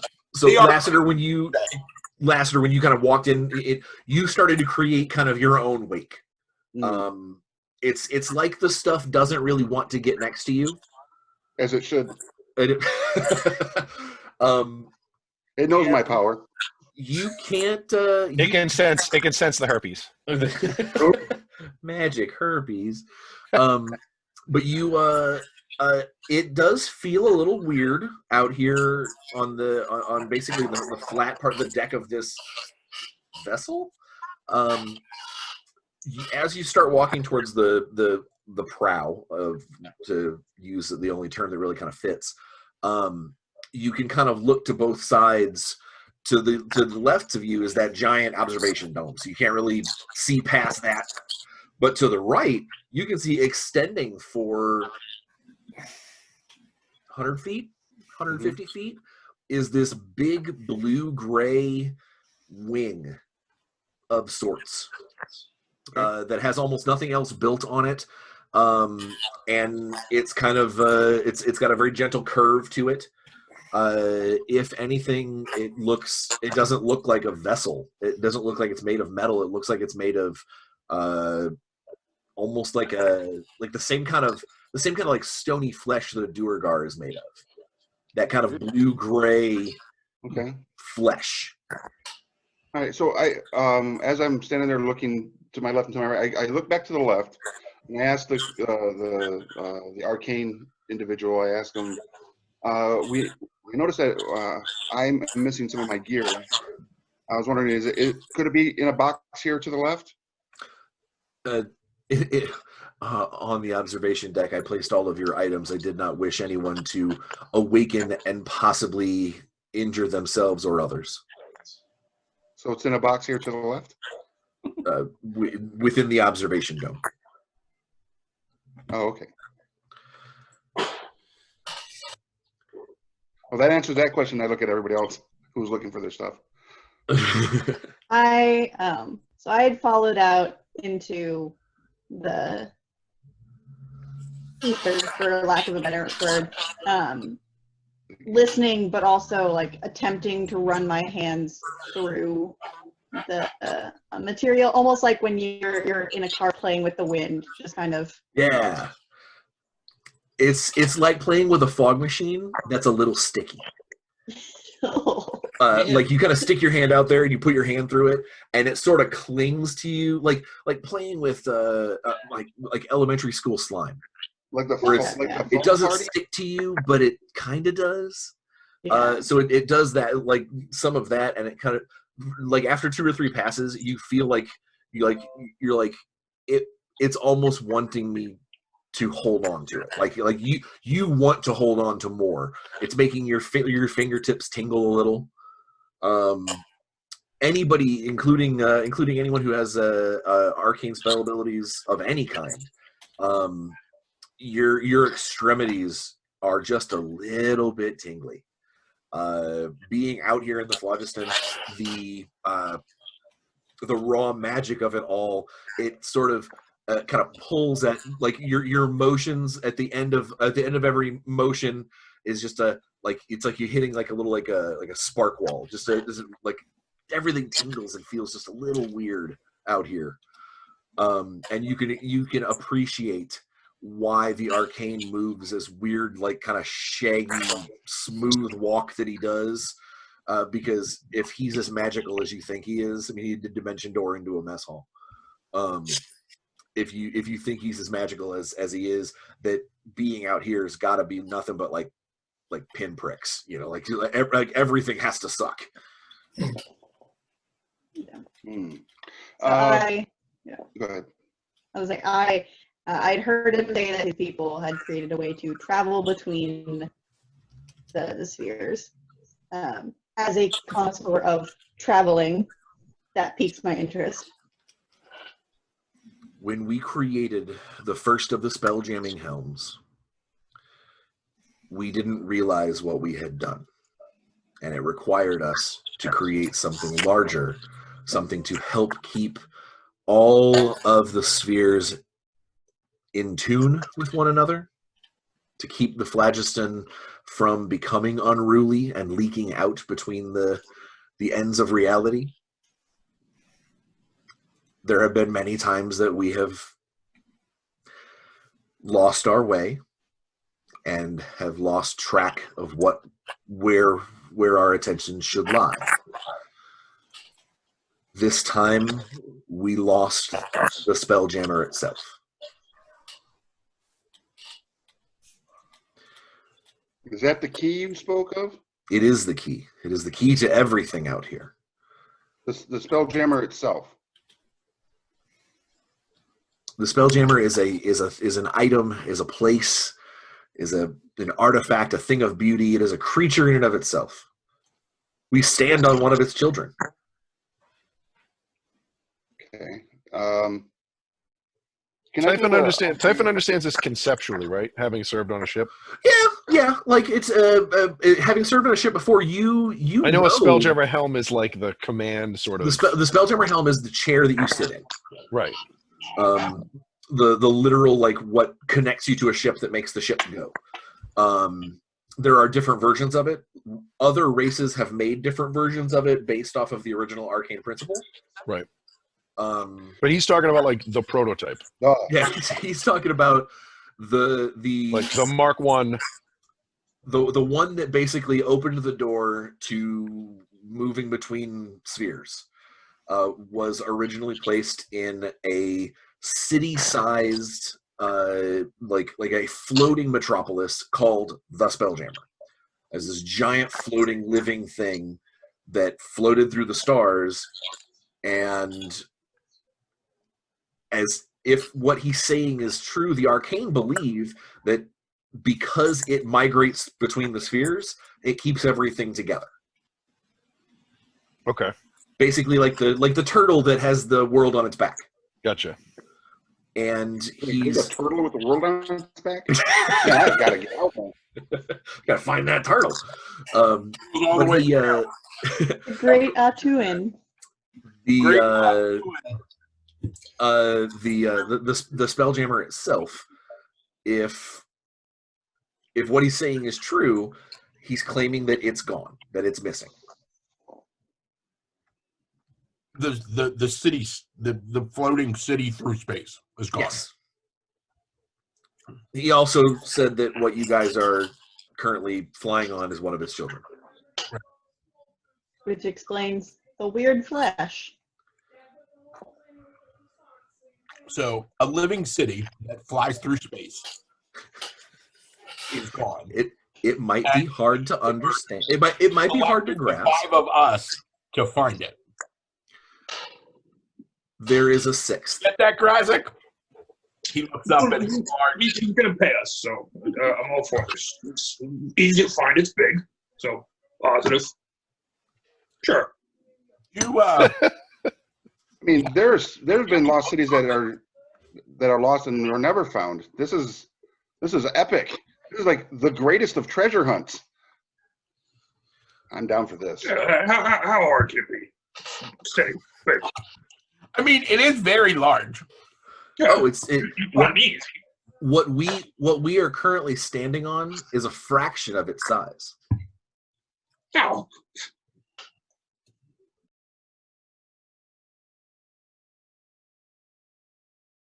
It's called the Spelljammer, you said? The original vessel, that which keeps everything moving. and it's the size of a small city. Is it populated? Is this thing populated? Are there people or races on this ship? There have been in the past. Were there when you lost it? Oh, I haven't seen it in. I haven't laid eyes on the Spelljammer in two or three decades. And you're just now getting the heroes. Oh, it's that's not my position within the council. Oh, It's only been missing for a year. oh, okay, all right. I was gonna say, if you We had- only recently began noticing the leakages. That's what I was going to ask, is what happens if it's not found? Untold disaster, I would assume. It's only been gone for a year, and already we have unmentionable things creeping in from the space between realities. As an example, what would be one of these unmentionable things besides using the word leakage? The orchestra. The leakage monsters. Have you heard of a product called a line?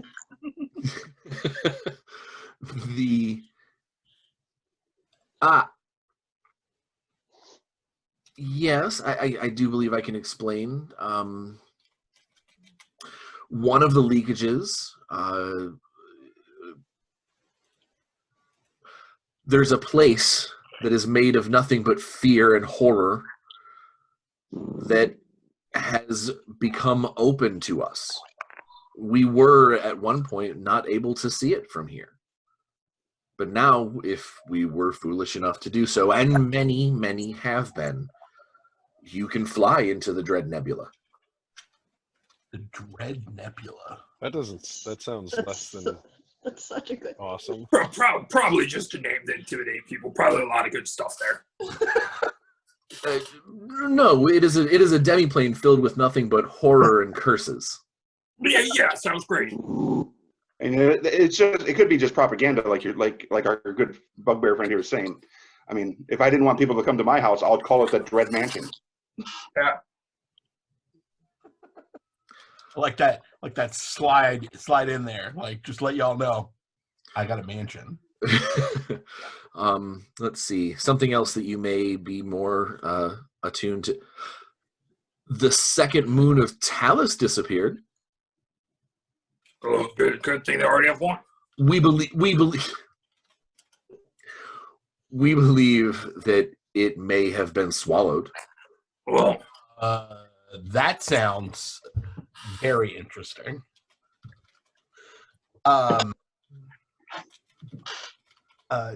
Okay.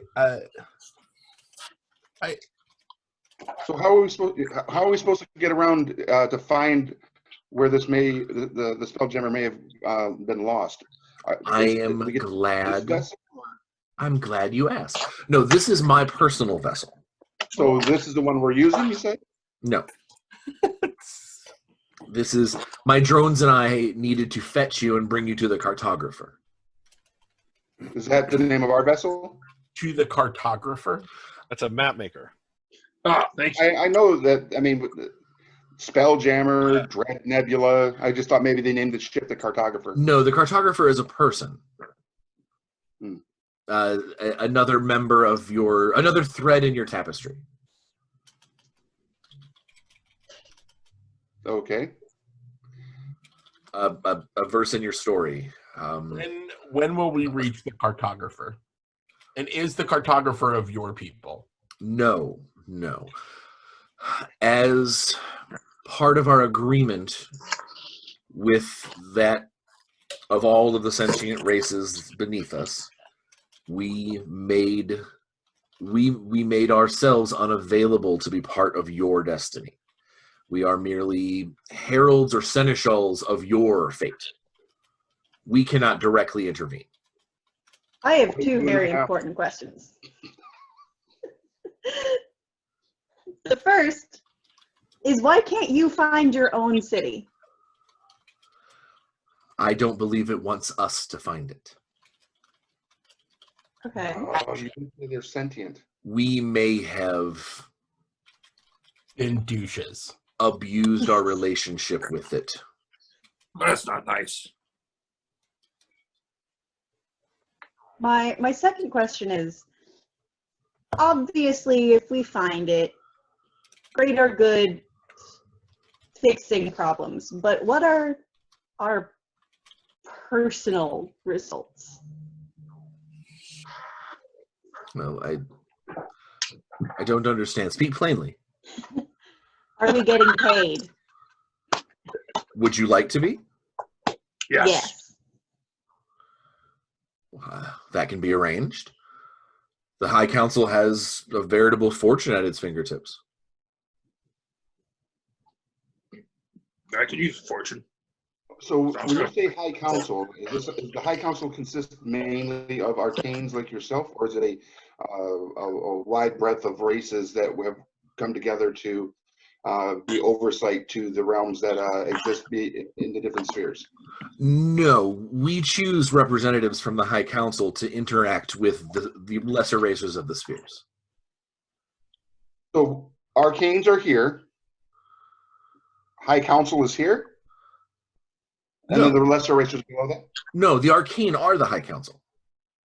There are some of us who are members and some of us who are not.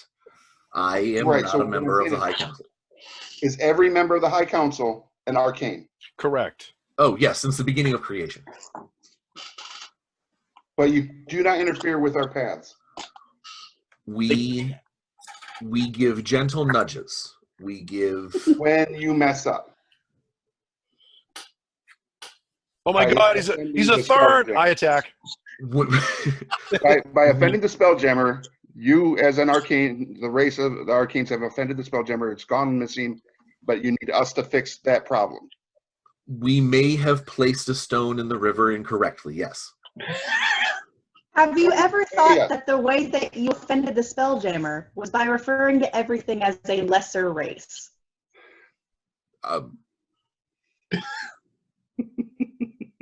I don't understand. Yes. For the record, Ixidor is not in any way, shape, or form offended by that statement. As a kobold, he 100% thinks that this guy's probably way above his pay grade. And obviously, dragons are much cooler than everybody else. So that doesn't offend him at all.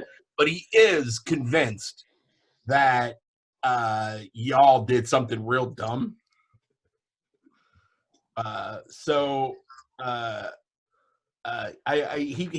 He walks over to the giant 9 foot tall blue person. Which he also will take a knee to get within 5 feet of your eyes. Big child. And he's like, Ixidor looks at him and says,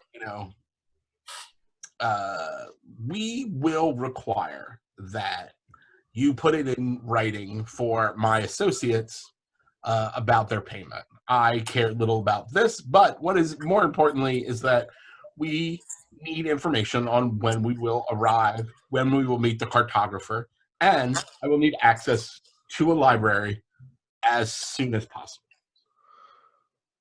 A library. I wish I would have known. I could have brought some reading material with me. More importantly, do you as an arcane have access to any form of library out here that holds knowledge that could potentially help us? Obviously, our good friend here, did you say your name was Ixie? Ixidor. Itzador. So Itzador has asked for a library a couple times now, so I'm guessing he has a plan. All plans begin at the library. That's boldly not true. I super understand that by the time you get involved in the plan, we have gone far beyond library. Unless the said plan is to light that library on fire and kill everyone. Yes. Understood. But there is a lot of things here that we don't understand, and I would like to get some answers before we go traipsing off into the sriracha mayo of the universe. A library might be more difficult to come by on a time frame. However, what is the time frame? Well, this is what I wanted to discuss with you.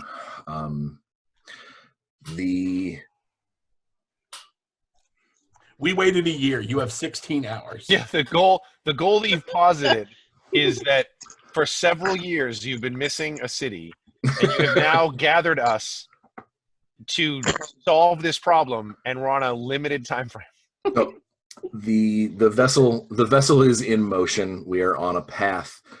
We are on a path to a very small, outlying city within spheres called Halastup.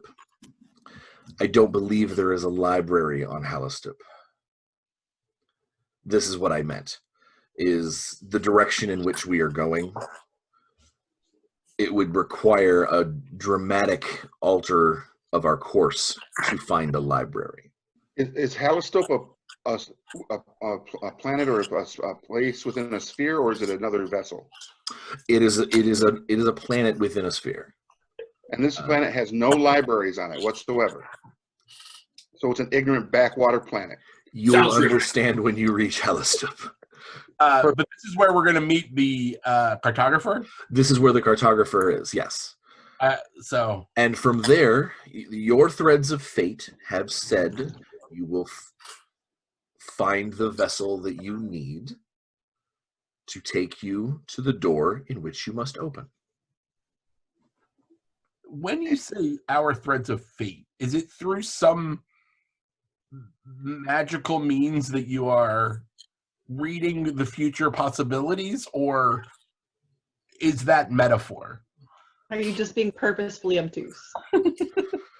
I am delivering as the speaker, I'm delivering the message to the best that I can as what the High Council has told me. I can only give you the information that I was given. Yeah, okay. I myself do not read these threads. To the backwater planet. Right, Ixidor turns around so that he's looking at everyone else, not with his back to the giant guy that could probably just look down and see him, but he's like, let's talk to the cartographer. As a member of a superior race as well, this all makes sense. We go to Hail Soup, find the map guy, get paid, go our separate ways. Sounds good. Very easy. Followed? No? I know. Master race. It's okay. I believe you have the thick of it. All right. Thank you, fellow superior being. The stories that I was told are going to just be that Grazik completely understands everything that's been going on, and the rest of us are just dumb.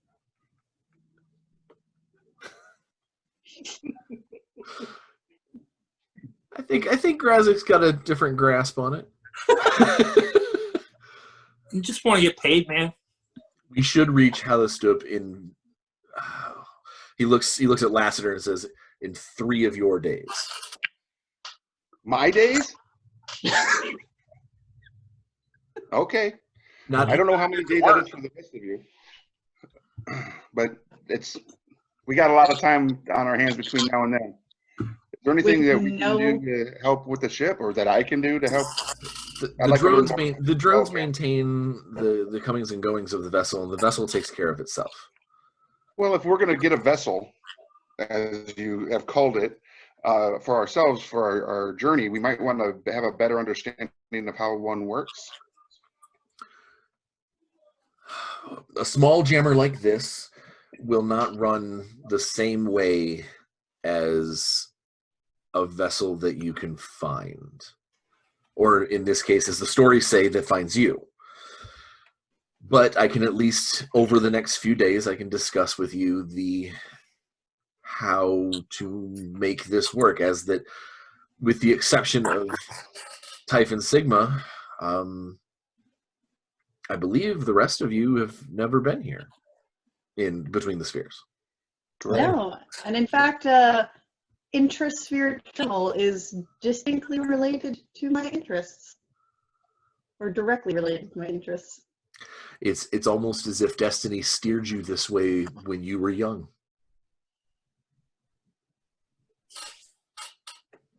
And these Arcanes, they like to speak in riddles, don't they? When So, we created based your on what you just speaking said- languages, it's what? Based on what you just said, Typhon, the metal monstrosity there, you said he has a familiarity with this kind of space, this kind of. You've been on one of these things before? This unit Typhon?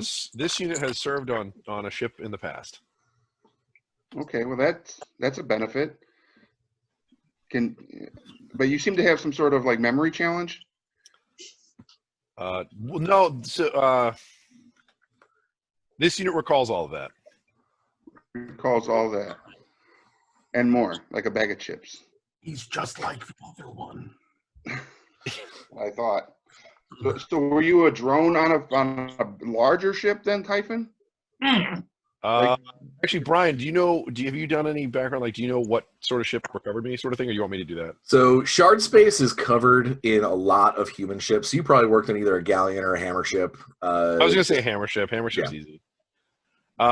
So I was recovered floating in wild space and served on a human ship classed as a hammer ship, and I will describe it to them.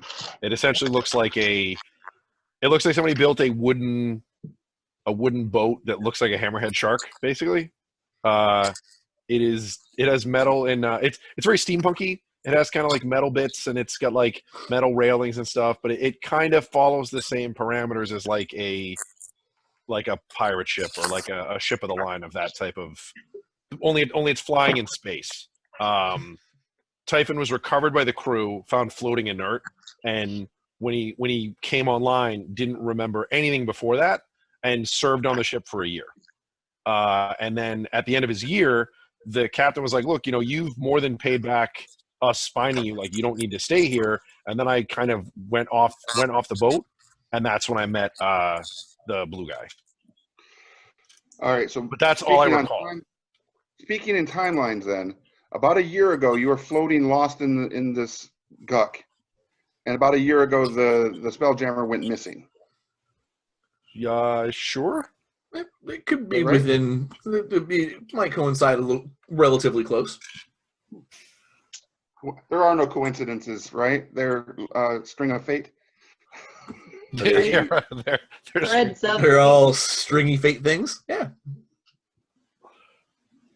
He literally called this boat a small jammer, right? Yes.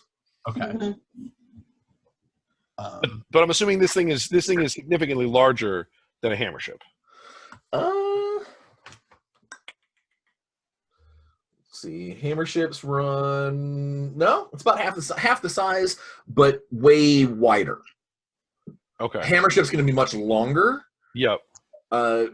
But the actual like space on board, like the actual like place in which you can travel inside of the vessel is actually smaller on a small one. Okay. But they got them big wingspans. Yep.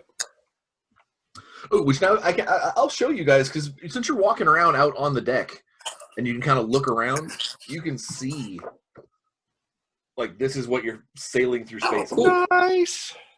Right. Oh, that's really cool looking. Yeah. So I just asked that. I just Googled that. Oh.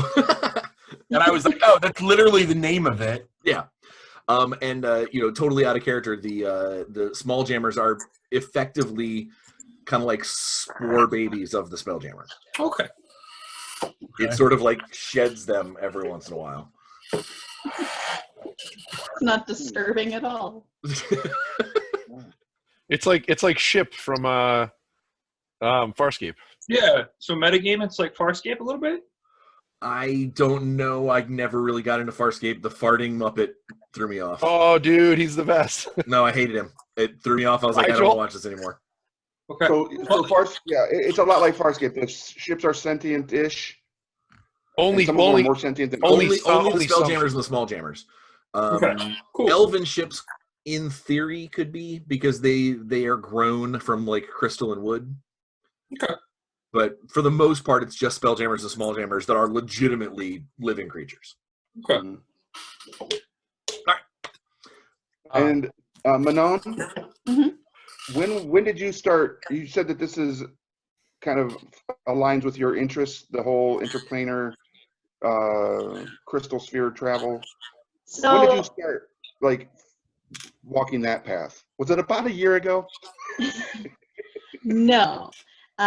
My family's interests lie in modes of transportation, and we have been trying to perfect long distance travel. Oh, fast travel. You can't do that when there's an enemy nearby, though. Uh, That so is I true. was actually part of a series of experiments which did not result in what they intended, but gave me access to some fun magic. That sounds extremely dangerous. There is a reason why we toiled for centuries before the Spelljammering Helm became a creation. I will ask. What's his name? Hellman? Like the man is? Yeah. The main. It is now. Yeah. He's like, our first creation was the mayonnaise. It was the man. And then we created your race. You're in Mayonnaise and the other lesser races. you're here racing. Yeah.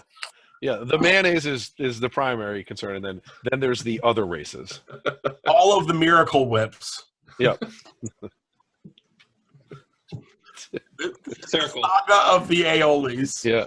I Yeah. said I wasn't going to run that Wendy's game. So let's. Did you though? I thought you were being sarcastic. I was not. All right. So you were asking about Hjelsen. Yeah, so I asked Gilson, I said, so since we're on this ship, I assume that you have navigational charts, books of record, things like that. I wish to observe and record this information. I have many things scribed from where this vessel has come. So yes. Satisfactory. But you would not classify the collection of many things scribed from where it's from as a library. Due to the lack of otherwise useful facts.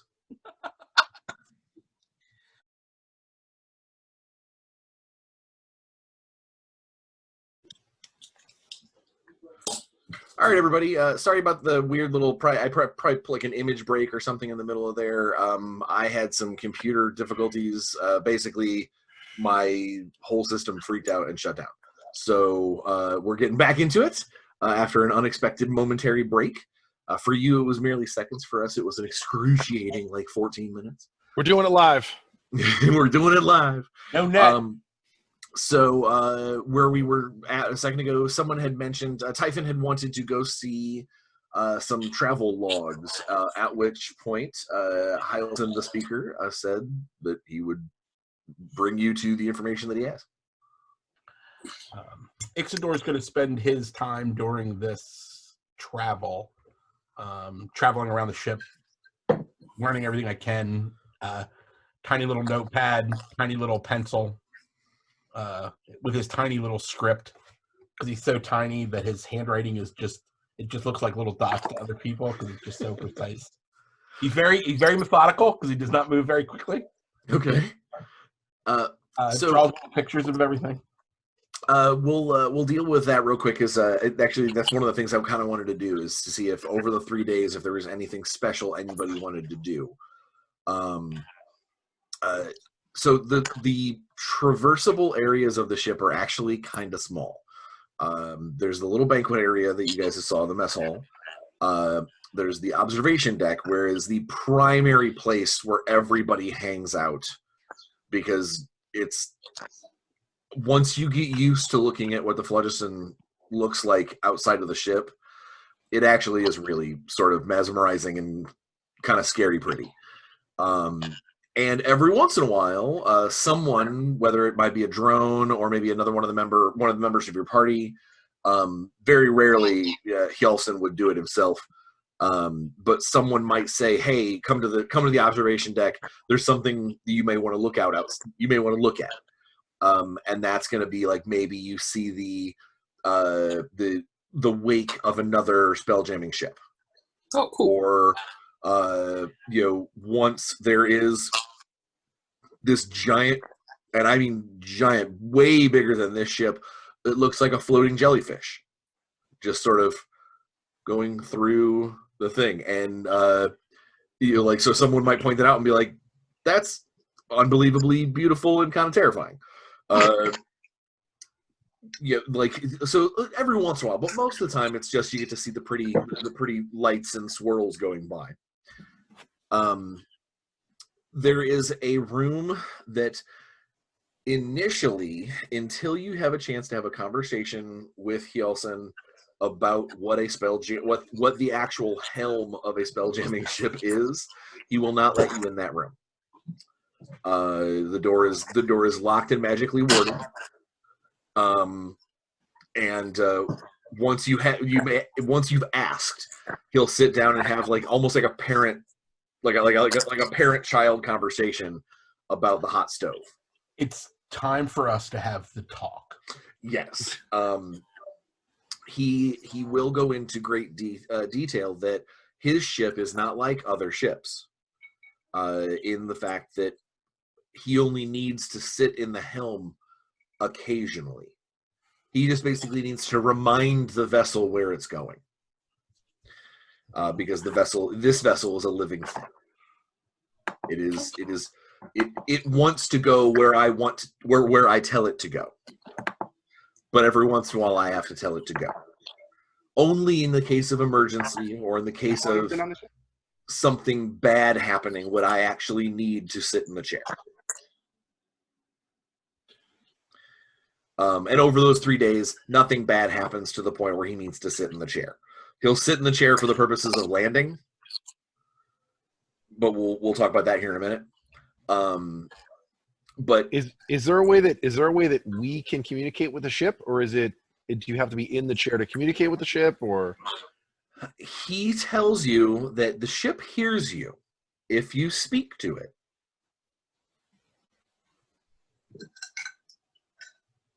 That's his answer. You cut out. I only got half of that. The ship hears us if we speak to it. Yeah, that's his answer. If you speak to the ship will hear you. I do want to spend as much of the downtime as he will let me. Okay. Basically, not peppering him with questions, but trying to learn as much as I can about the nature of traveling between the spheres and the magic goop outside. Give me an investigation roll, and I'm actually going to give you advantage because of your background in weird shit. Yeah. It says it on her sheet. Background weird shit. Kinda. Yeah. She has some roots in things that kind of defy normal logic. So some of the terms that he might throw around, she'll go, "Okay, yeah, all right." So that's a 21. Yeah, after the first day, you kind of get the gist. You're like, okay, all right. Some of the terminology makes sense. The only part that kind of eludes you is how this chair, which, like with Ixidor, you will have after your first day of understanding things, he'll bring you into the helms room. And the helms room is little more than a closet. Same thing, Lassiter, you would be allowed in there. Razak and Typhon, however, he would ask for you two to stay at the door.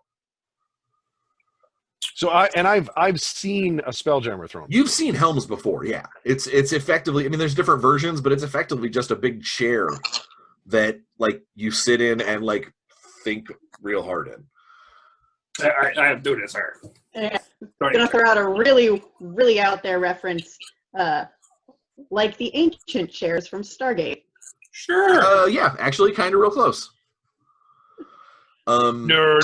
Nerds. So this particular chair looks almost, it doesn't look like so the ones that, Typhon, if you look in the room, you've seen, like the one on the hammer ship was like almost like a big like oaken throne with a bunch of like mithril bands and like definitely of human make. Right. This one, it kind of looks like a beanbag chair, except not cloth. Oh. It's Yeah. a legit Is beanbag. it flesh again? It is got some veinage, Yeah. but it has a person-shaped depression in it. So I mean, like, it's definitely a chair. It's like a kidney. It's one big kidney. Kinda, yeah. It's like if someone, it's like if someone organically shaped a kidney chair. Oh And it's absolutely rooted to the floor. man, it's too bad Ben and I can't go in there.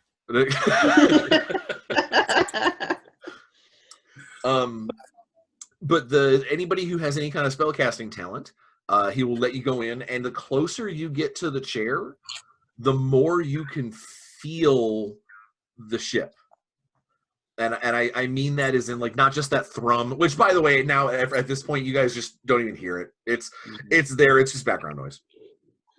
So based on that bit of information, where as those of us that have a touch of the arcane talent in us, we get that vibe from the ship that we're a little bit more connected to it. We can palpably feel its energies. Yeah. Can we ask the arcane, or I will just ask the arcane. I would say, I can sense the ship, and the ship obviously senses me. And if the ship is a part of, or was a part of, or is an offspring to the original Spelljammer, do they not have a link that spans the breadth of this plane? Sadly, the Spelljammer itself learned its parentage from its creators, and it cares little for its offspring. So it disassociates itself from any of its offspring. Okay. Were we told to be better parents ourselves, perhaps this would not be an issue. Can we? So again, knowing the limited knowledge that I have, could Lassiter pilot this thing, or can only Chris or can only Menon and Ixor do it? The logic train says that you could probably, Lassiter might be able to, in a pinch, maybe sit in the chair and not go crazy. But that's about it. Like, it's one of those things where if you have the skill, you can possibly try, but it's really designed for people who are more in tune. Yeah, I'm only slightly attuned. Yeah. Like, if someone, for instance, if somebody had just, like, randomly picked up a feat that says, I have a cantrip, they're probably not going to do a real good job sitting in one of those chairs. Because their magic connection is really light, and when you become one with the ship, you need a better connection to understand how to make it go. Which is why several of the other races built their own versions of helms. But, yeah, that makes sense. Yeah, because the farther away that a race got from arcane spellcasting, the harder it was for them to use the arcane built Spelljammer helms. So they built their own. There's a couple of divine versions. There's all kinds of ones. There's ones that runs on life force. Ooh. Yeah, and the dwarves have a weird one too. Dwarves have one that it runs on the magical energy inside magic items. Nice. It's a furnace. They basically break magic items to make their ships go. Oh, second edition. I'll say completely off topic and moderately morbid, but in that instance, would a Warforged count as a magic item? Because a Warforged Yeah, counts would- both as a magic item as a living creature, not only could it go in a life helm, it could also go in a furnace helm. That's true. So basically, Typhon's important. Yeah. Also, Typhon's in danger. We call him Fuel Rod. Unless we're on, like Although- I said, if you go on like one of the Life Force ones, all of us are fuel. The single most sought after resource in anywhere where the Neogi go is anything that can regenerate. So like trolls or anything that can just take damage and just keep on ticking. Oh god, strap 3 or 4 of those in the life helm. Ugh. It's the Oz of the it's like your nitrous button of the spell jamming universe. This is where Bormius, Bormius like, they have a cave troll. All right, so so you guys get a chance to see the kidney, to see the helm. You get to understand the kind of the vast the idea of the spheres. Now, Chris, I'm trying to remember. You said you're Paladine, so that means you're actually from Kryn Space. Yeah, I didn't think I was going to originally be from Kryn Space, but then Jake had changed his character up. I wanted to play against that, so now that that's not the case, I'm super into Ixidor's originally from Kryn Space. Well, and when you guys start getting into some of the more deeper topics of the spheres themselves, he'll start listing off spheres, and like it takes a second for someone to realize. Like for Lassiter, you hear that you're from this one bubble in reality, and this other guy over here, he's so Grazix, you're probably from Forgotten Realms. So yeah, I would say like nature-wise, like Grazek, like if someone would mention some place that sounded vaguely like where he was from, wherever that might actually be, he'd be like, "Oh yeah, I've been there." Like yeah. And so someone would be like, "No, like that's a different place," and he'd be like, "No, trust me, I'm pretty sure I've been I've been there. Yeah. It's got the trees and the rocks. I ideally Forgotten Realms, but I don't know it well enough to like be able to like tell you like an exact place. So when talking about the greater space of things, he may actually say, "Oh well, no, I picked you up only a few scant 100 miles away from where Lassiter was. You are your countrymen. You didn't even know it." yeah, sure. Spear brothers. You guys are the same. Brothers McLeod. Manon, you are actually from the same sphere that Typhon was created in. Ugh. So you are, although I did not find Typhon there. Typhon was elsewhere. Yeah. He is unusual, even for the ones from Interesting. my city. So this is all stuff that I. Yeah. What's up, bud? I think Rick's internet I'm is. definitely taking notes. Oh, there we as go, well, okay. much Oh, like okay. Ixidor. But much like Ixidor was doing, I'm going to be taking notes, just like on this whole thing, and referencing anything in the ship's log, if there is such a thing, of any. Because I'm guessing that anytime the ship passes something that is a major confluence in the space, like large creatures that exist in the phlogiston and all that stuff, you guys probably annotate. We went past a pod of celestial whales today. Yeah. Counted 5. Stuff like that, and then taking notes of these different creatures that exist out here for further research down the road. Okay. Basically, it'll give you some root in if I ever require like an arcane check or a nature check for some of these random weird stuff. It gives you a little bit of some, like it's not completely unheard of for you might have crossed it in the logs. Typhon, you actually said that you wanted to go to the logs.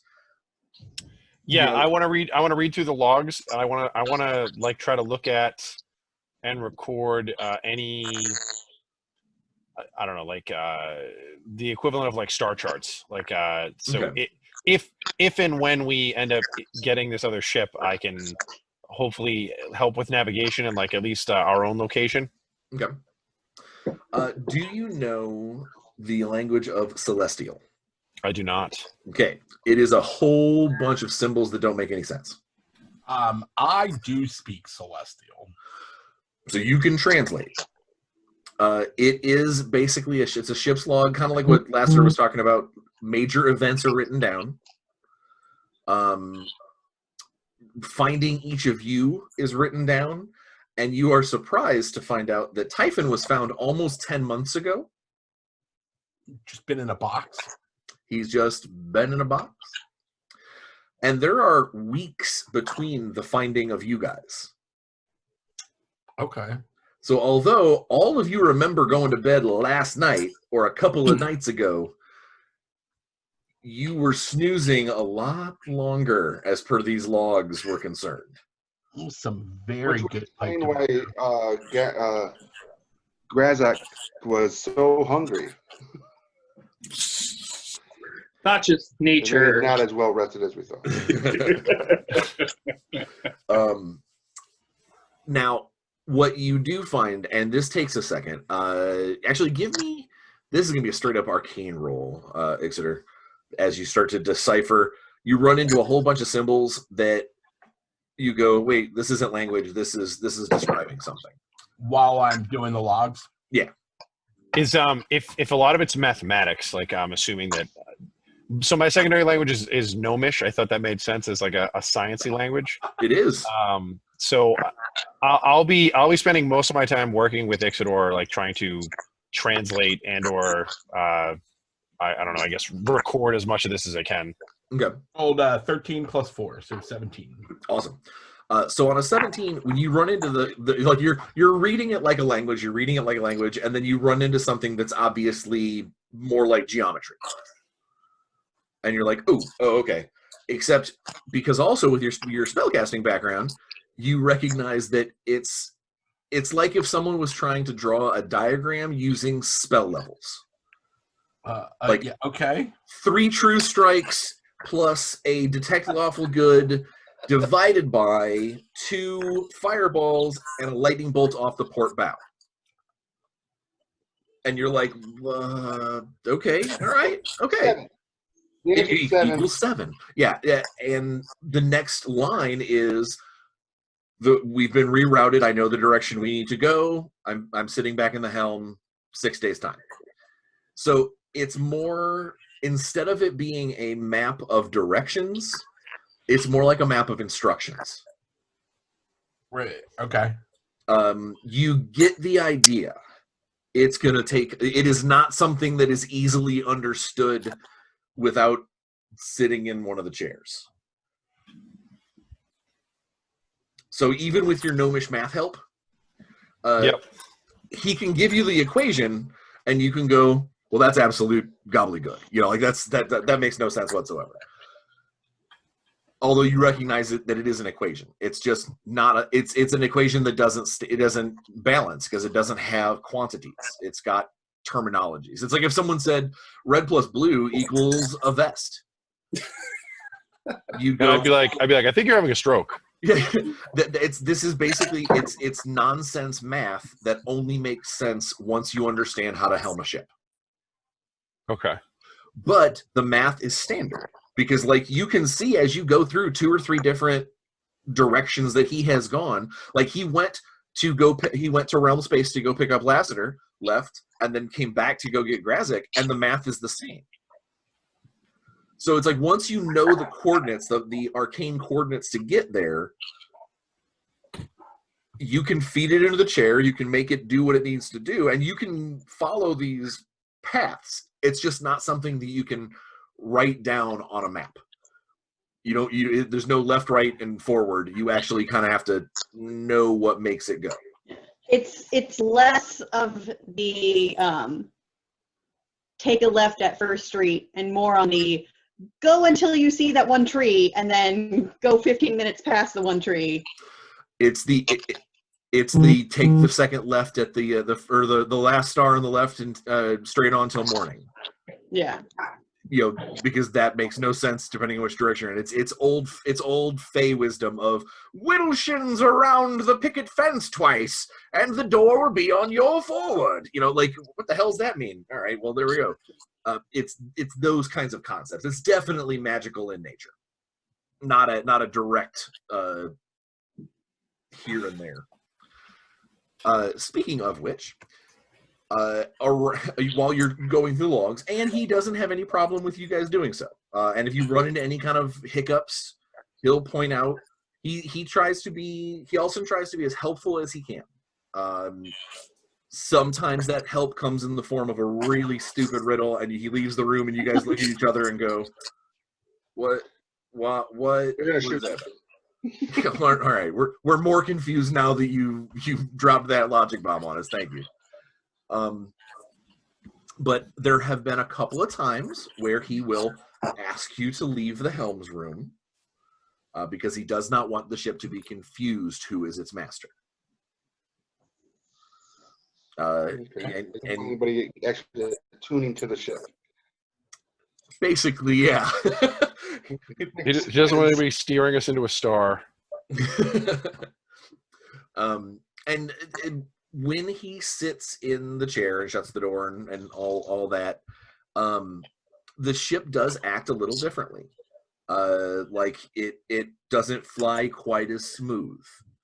Like you actually kind of feel it move a little bit in the phlogiston, whereas before everything almost like it was like swimming. Just everything was gentle, and it's definitely someone has grabbed the reins on this giant manta ray dolphin thing.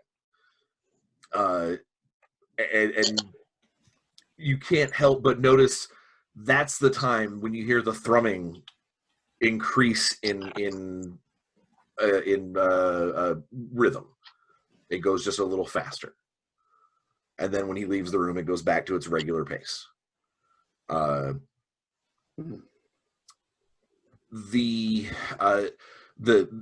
the 3 days time, he gets into the helm's room and says that you will all want to go to the observation deck for this. This will be a very important moment in your life. Okay. Except perhaps for Typhon. Wherever you are. It breaks through the edge. So you see the sphere coming for about an hour. It looks like a wall of white, I'm assuming, to us. It looks like a honeycomb. A glowing, sparkling honeycomb of death. Like you're like, nope, we're gonna run. Going to die. Yeah. Like we're super gonna die. The drones don't seem like the little duo drones. They don't seem upset. They're everything's fine. They're having a great time. And the closer you get to it, the thinner the color of the phlogiston gets. It kind of bleaches out with the shine of the wall of the sphere. And when logic basically, like, you're like, nope, no, can I get off? Is there a way for us to not be standing here anymore? You kind of have to squint. You're like, all right, he knows what he's doing, right? We're not all our tapestry's thread doesn't end right now. It gets to the actual crystal wall, and kind of like if you look at one of those if you tilt it this way, it looks like squares. If you tilt it this way, it looks like diamonds, or the one that looks like ducks or rabbits. One of those weird kind of dual patterns. Like a lenticular. Yes. Lenticular image, yeah. Yeah. Paper. Basically, the hexagons of the lattice work, as you get closer, and it kind of shifts just a little bit because it has a bit of a rounded surface, albeit millions of miles long. It stops looking like a wall and starts looking like a hole. and you just slowly sail through it. And on the other side is an actual sky, like a nighttime sky. It's got stars. You can see there's a big bright ass yellow sun way far away. A couple of celestial bodies, and as you approach, there is a chunk of a planet. So imagine if you hit a walnut with a hammer. That's floating in space. Okay. Is the remnants of a walnut smashing a hammer. Oh, the year 1994 from outer space. And between the biggest chunks of the smashed walnut, there are like girders and things that have been like miles upon miles upon miles of like metal and wood that have been installed to keep it from falling further apart. Oh, jeez. And he points to the largest section, which you can actually see little pinpricks of light on, and says, "This is what I meant by Halastup does not have a library." Oh. Halastup is broken. Hello, very, bro. and has been for a long time. This was not the fault of the Spelljammer being missing. This was the folly of those who lived there. I smell wizards. My wizard Halastup- sense is tingling. Halastup is known to have the largest union of cartographers anywhere in Kryn space. Interesting. So this is Kryn space. Yes, but the planet in which Ixoder is from is much further away. All right. Did you know about this? And can we? I mean, we can't see the other planets. Give me a history check.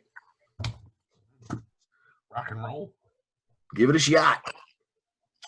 History +4. History is intelligence. Brian, while he's doing that, are there any other higher task monodrones on board the ship, or is it just duodrones? Well, There is one pentadrone that runs all of them. Okay. 16. On a 16, so the image of a, like, you remember, I mean, your stories came from like when the dragons fought in the sky over the three moons, you know, like they're pretty like deep shamanic god stories. Yeah, no, I mean, like, pretty much I was just looking for 3 moons is what I was looking for. So, like, not the last time, not the time before it, but 2 times ago when the eyes came together, there was an eyebrow comet that supposedly ran into a god in the sky and broke it to pieces. Sure. So like before, well before human the history. cataclysm. Yeah. Yeah. Okay. Yeah, like they talk about how something in the sky hit and sundered a god, leaving its remnants behind. Yeah, when it comes to Ixodor's background, like being a kobold serving a great red dragon at some hidden far off place in Kryn, they didn't know anything. He left them 100 years ago because they were dumb. We didn't learn anything there. But I assume that I spent some time with at least cleaning floors while I was learning as a young kobold. And the stories about when the gods and dragons were the only things in the sky are some of the best stories to tell around the campfire.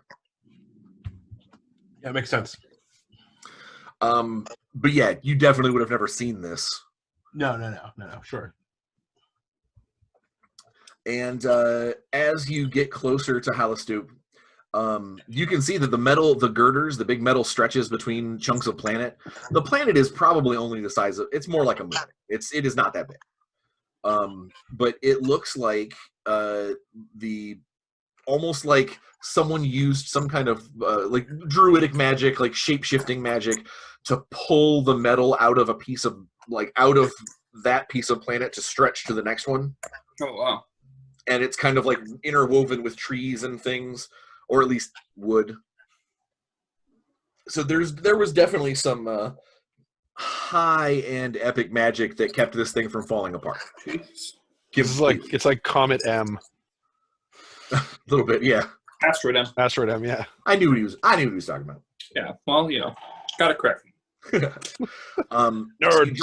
you draw closer. You get to that largest section of Halastoop, and as you get close enough to really see this planet, you can see that there are a couple of other ships here. There is one that looks honestly like a big sailing vessel. Like the big three-masted human, like it's got a giant hull. It's a galleon, like a regular everyday ship. It is a galleon. It is a galleon. It's just a big ship sitting in space. There is a hammer ship as well. The hammer ship has seen better days. It's got some whether it's recent battle damage or just battle damage they haven't had a chance to fix. Mostly superficial. But it's seen a couple of scraps, and on the far end there is a tiny little thing that looks a lot like a mosquito.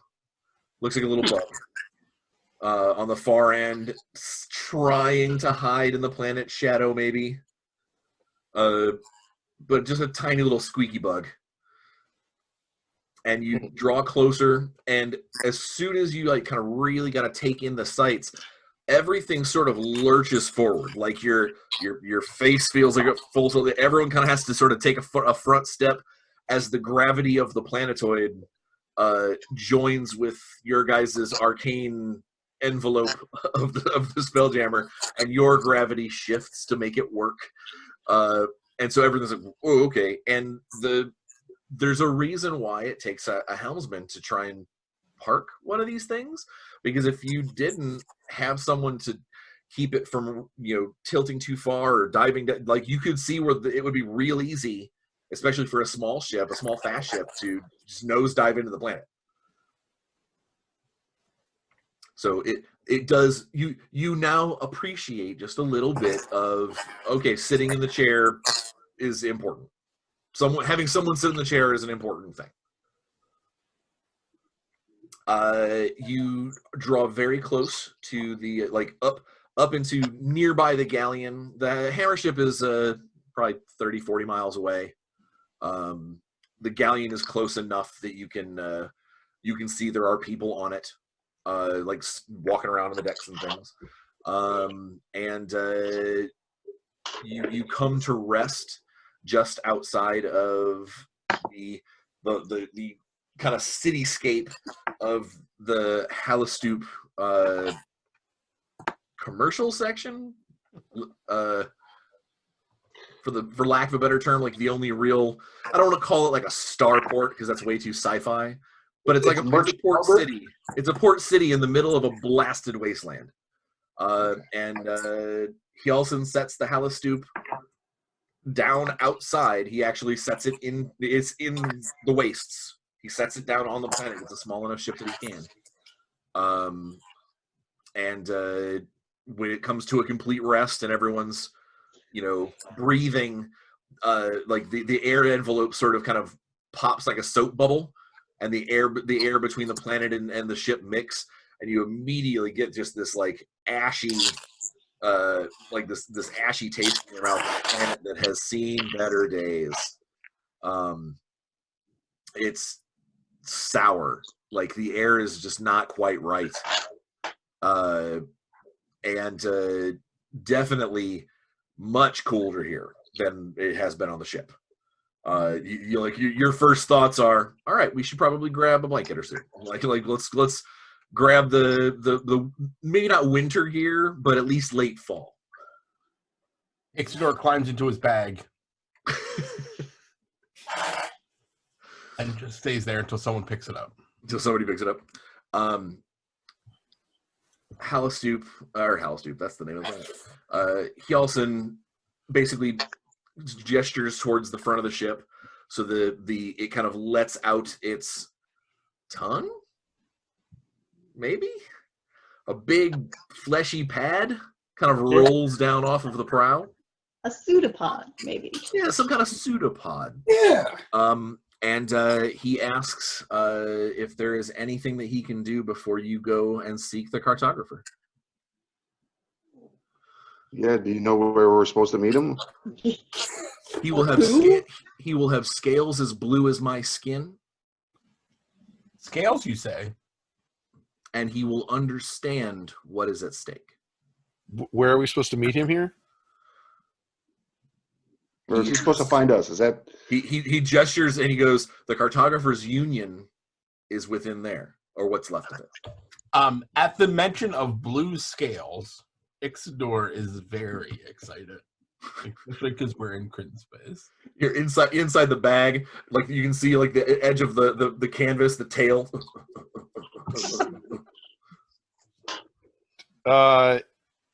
If Ixidor is like waiting in his bag, I will pick up the bag and like put it over my shoulder. Is there anything else I can do before you venture forth? Will you hold on. Yes. be like, we're going to find the cartographer? Are you leaving, or are you waiting for us? The cartographer knows the way. Yeah, he's totally leaving us here. Yeah, he's stranding us on this. He's a shitty Uber. He's getting a 1-star review. So I would like to use because I am a treasure hunter. I'm pretty good at Hunting treasure. Putting some papers together. Official papers. Maybe even drawing up. Get it paid. I'm gonna sit down real quick with this guy, and I'm gonna do a with the Arcane, and based on the description, I'm gonna do the whole like what is it, the police, sketch artists. Okay. Okay. And I'm gonna do the whole questions. Tell me about it. What is it all, or is it all a fatal mistake? Sketch of the cartographer. Oh, about the cartographer? Yep. So I can go around with like, have you seen this guy? Have you seen this guy? Oh, he admits that he's never seen him. I was about to say. You're the worst, Arcane. Just the worst. I found him in the tapestry of time and space. That requires more than eyes. I found him in the tapestry of time and space. I'm so glad we're getting off this ship. I'm tired of it. I want to talk to real people. Not you weird mystic giants. But if there is anything at all that I can do, please say so. Money. Do you have a sending? We talked about getting paid. I haven't got paid. Sending stones? I have sending stones that I can let you use between your group. What's that? What are sending stones? It's like a comm link, essentially. It's like walkie-talkie. It's like a mind stone. As long as you have it in your possession, you can basically think to anyone else. It's like what's the wizard spell? Sending. Yeah, it's essentially Yeah. sending. It lets you activate sending as if you had it up all the time. Yeah. For away teams? Yeah, essentially. But unfortunately, it will not allow you to talk to me. Oh, I'm assuming he has 5 of them. We're each getting one. He has a pair of 2. Oh, awesome. He has 2 connected, attuned sending stones that he will happily give to you. Here are these 2 cans with a string attached. Yep. I mean, just in case we have to, with the party. The walls of a sphere. The walls of a sphere will block this. Keep that in mind. Will the walls of a sphere block regular sending? Yes. Okay. That's interesting. I.e., you can't talk to someone in another game setting. I was assuming that they worked as planes, so it's interesting. It's a little different because the Spelljammer was the idea was to have people be able to travel between game settings, not necessarily leave people in them. Yeah. Sure. Yeah. and then Dread Nebula. Red Nebula. Where all the good stuff is. We're obviously it's where you guys, as soon as you guys get a ship, that's where you're going, right? I'm Like, assuming that, like, Say, I'm the assuming, like, likelihood. I just need to find a book that says that there's good stuff in the Dread Nebula, and we're off. I'm assuming, like, you know, the sphere that's floating in the Dread Nebula is Ravenloft. Yeah. Yeah, that's exactly what it is. Yeah, that's something you call someplace that has a bunch of good treasure, and you don't want people to go. There's all kinds of cool treasure there. Yeah, it's the best. Keep out. Secret. It's spelled wrong with the S's backwards. When you show up at the Dread Nebula, they're like, shh, don't tell anybody. They might come Rule up number with one. this place is awesome. So, Rule number 1: don't talk about the Dread Nebula. Don't talk about Graz- the Dread Nebula. Grazak, what do you require of monetary goods? Gold, obviously. I can. Does this go for the lot of you? Yeah, Yes. need it for all. I require the customary contractual fee. Yeah, same. What she said. So For Wait, saving all of eternity, let's say It is a long distance, high risk courier service. He hands you. this is perfectly up your alley. Go He ahead. hands you a and, you know what? digital, a celestial it's been a debit minute. card. Give me a history check, but with advantage. Like this is. I need the celestial black card. Is He what I'm hands you. Yeah, he hands you. No, it's this. It's the invisible card. It's the highest. The highest one. He hands you a Bitcoin. Not great. So that's an 8 plus 1. All right. Give me a persuasion check because you are still, whether or not you remember the numbers that like kind of floated around at around the dinner table at home, you can still talk a good game. Okay, is that with advantage or no? No, not this one. Manon pulls a Dr. Evil. $1 million. So that would be a natural 20 plus 5. Okay, that's awesome. I rolled well, but not that well. So yeah, you don't remember the numbers, and you sort of fudge it. You kind of like, twice what a normal aristocrat would make on a trip like that. Like you leave the numbers out of it. You just sort of you talk a good game, and you get him to eventually. He's like, let me see what I have in the coffers at the moment. And he disappears, and he comes back. He has to come back with the sending stones anyway, because Lassiter had asked for him. He comes back with the couple of sending stones and a sack full of coin. Like it is, and it's a jingly sack. It is almost, I wouldn't say as large as Ixeter, but he would have a hard. He definitely it outweighs him. I can definitely tell you that I can't carry it. And he Which is why I had my 500 gold turned into a number of very small stones. This to start you off, and when our paths next cross, we'll take care of this one once again. Thank you. Top tier negotiation. Very good. So, is this a currency that is tradable between the spheres, or is this because I'm guessing that certain coin doesn't transfer to, like I can't take a Waterdavian crown and spend it here in Kryn space. You may But need I could definitely take a ruby, garnet, a gem. Getting it transferred to gems is wise. Also, if you can, more often than not, the mintings between there's a reason why money is the metals that money that your coinage comes from are the same from place to place. We planned it that way. You may need to persuade them that the minting is different.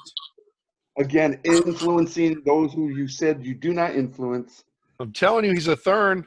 You may need to persuade them that the minting is from a foreign land, but the metal will still stand.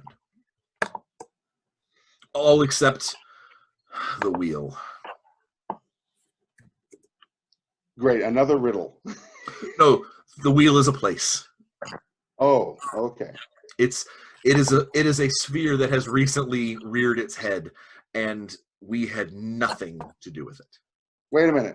Recently reared its head. Would it be Well, it's literally a head. Did it rear its ugly head about a year ago? From what we understand, it's existed for decades. We just did not know that it was there. You haven't seen the Spelljammer in a few decades. Oh, and now the wheel has been. Others have. Okay. Okay. Others. I had not laid eyes on it, but others have.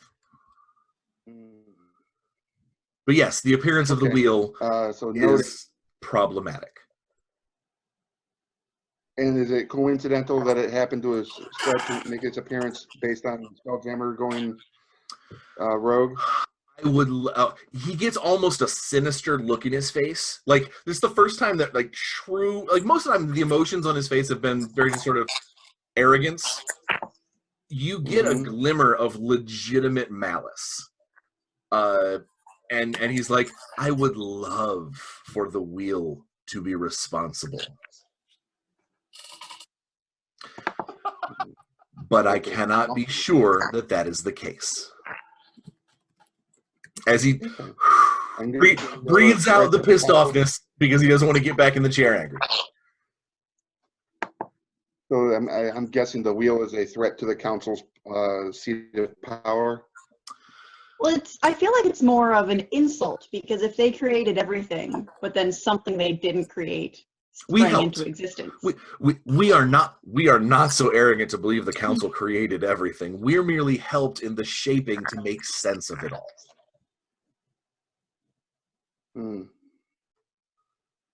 Okay.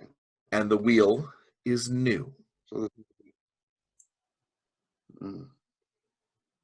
he says the word new like it's poison. Right? Yeah, that's a dirty. I heard the dirty word in your right. History. He's like, and the wheel is millennial. I take offense at that. He's like, all they have there is center avocado of the toast. wheel is an avocado. Yeah. It's the avocado toast of spheres. All they have is avocado toast in a gig economy. The sack, man, when you get a chance to take a look at it, has 333 gold pieces in it, and a second sack at the bottom that is empty. It's basically, there's a empty kind of floppy sack at the bottom of the sack. Ooh, it's sackception. Sackception. Interesting. I hold it up to Ixodor. Is this magic? Oh, I'm glad that you've already learned that that's a free action for me. I will check to see if it's magic. It is. Is it a bag of holding? It is a small bag of holding. Do I fit in it? What's up? No. What did you say? I said, do I fit in it? No, Nice. It's like the TARDIS. Like, that's your house now. You like built all your stuff in there. Except you can't breathe in it. It's got no air in it. You can't breathe in it. No, you can. You can. Small creatures can stay alive. Creatures can stay alive in a bag of holding for, I think it's 12 hours. Not long enough. No, you'd have to repeatedly open it and get something. That's long enough for a nap. All I need is a way to breathe. These are surmountable issues. So are we about to reinvent snorkeling? No. This is what we do. You have him go inside, and then he can have a bunch of plants, and then he'll indefinitely be able to survive because the plants will convert his CO2 into oxygen. Nope. Extra-dimensional space doesn't work that way. One sun rod and a number of plants. Nope. Extra-dimensional space doesn't work that way. Sorry. Summon an air elemental. Not gonna happen. That's a great idea. Yeah, it won't be any room in the bag. Yeah. How about no? All right. So, so you can write down a small bag of holding, which is currently empty. Speaking of which, following the rules of a bag of holding, the only way for you to know that it is empty is you have to turn it inside out. Basically, you have to empty it completely of its contents. This one has none. Okay. Other than that, you have to know what's in it to be able to produce what is in that extra-dimensional space. You can't just root around and be like, oh, I feel nothing. Because you would feel nothing unless you actually know what to grab. Okay. Yes, you must call out what you are. You have to have a firm grasp in your mind and your hand what you're trying to get, or you undo the purse strings and empty the whole damn thing out, which can be super comical when you've had one use it as a latrine. So, oh no. I just reach into this bag and pull out some shit. Yep. Yes, you do. Yes, you do. And 333 gold pieces in a bag.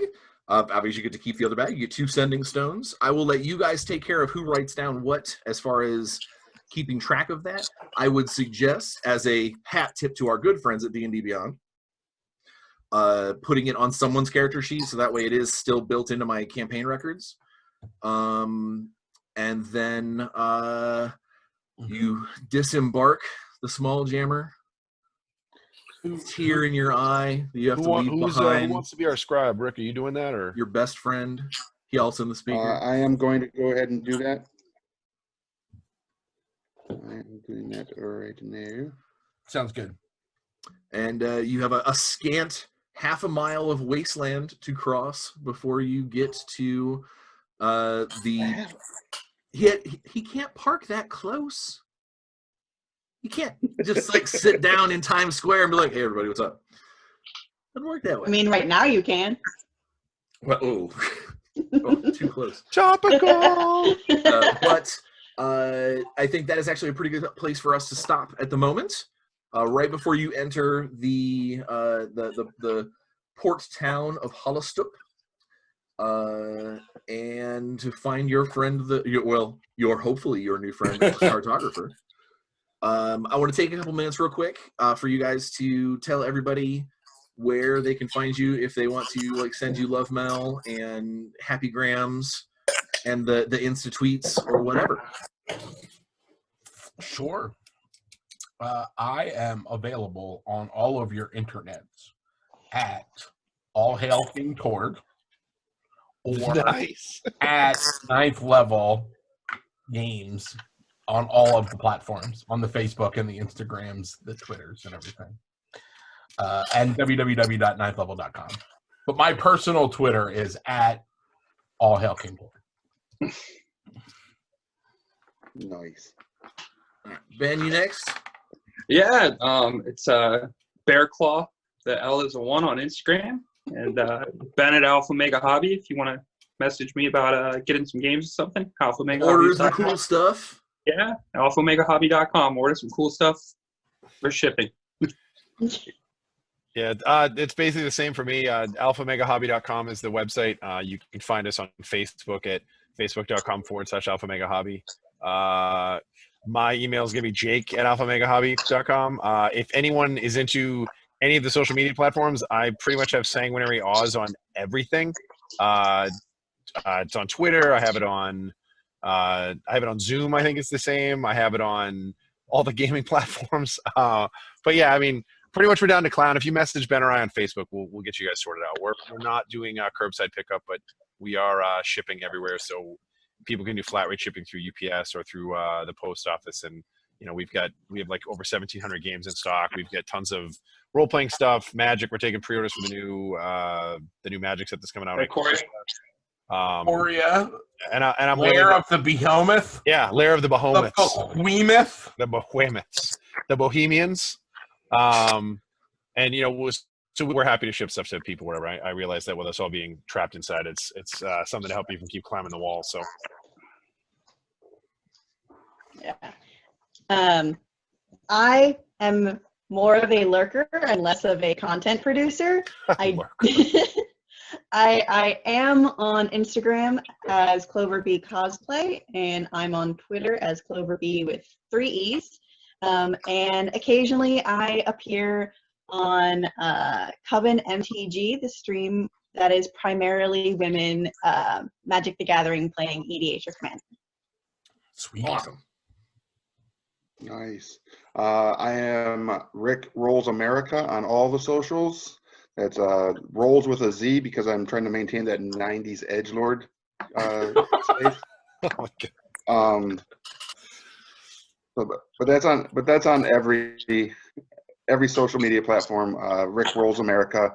to include now even TikTok for Jake. Oh, So, Wow. Didn't they have like How one of those mighty you put your fallen. age in, and if you're too old, you can't get in?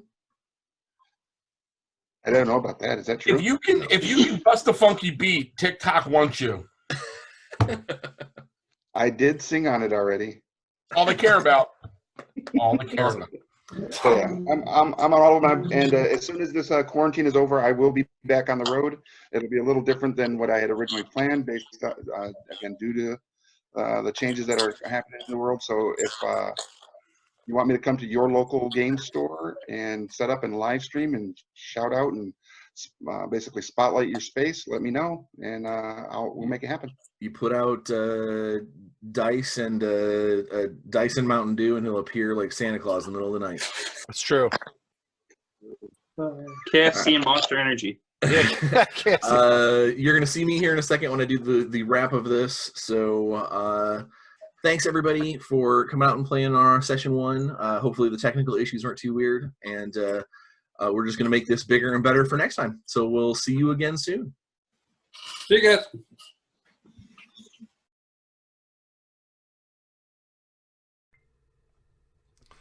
All right, so there we had it. Our heroes got to a broken planetoid in an effort to meet their 6th crew member, even though they have no ship, and they don't really have a whole lot of direction because the person in charge of getting them on the right path is more enigmatic than Yoda.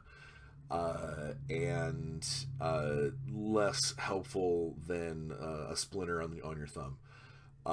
Either way, it sounded like everybody had a good time. I can't wait for the next session, and I will start. Obviously, I'll let people know when the next session happens, and next week we'll have a regular regular Tales from a Professional Nerd episode for you to enjoy and comment and like and whatnot.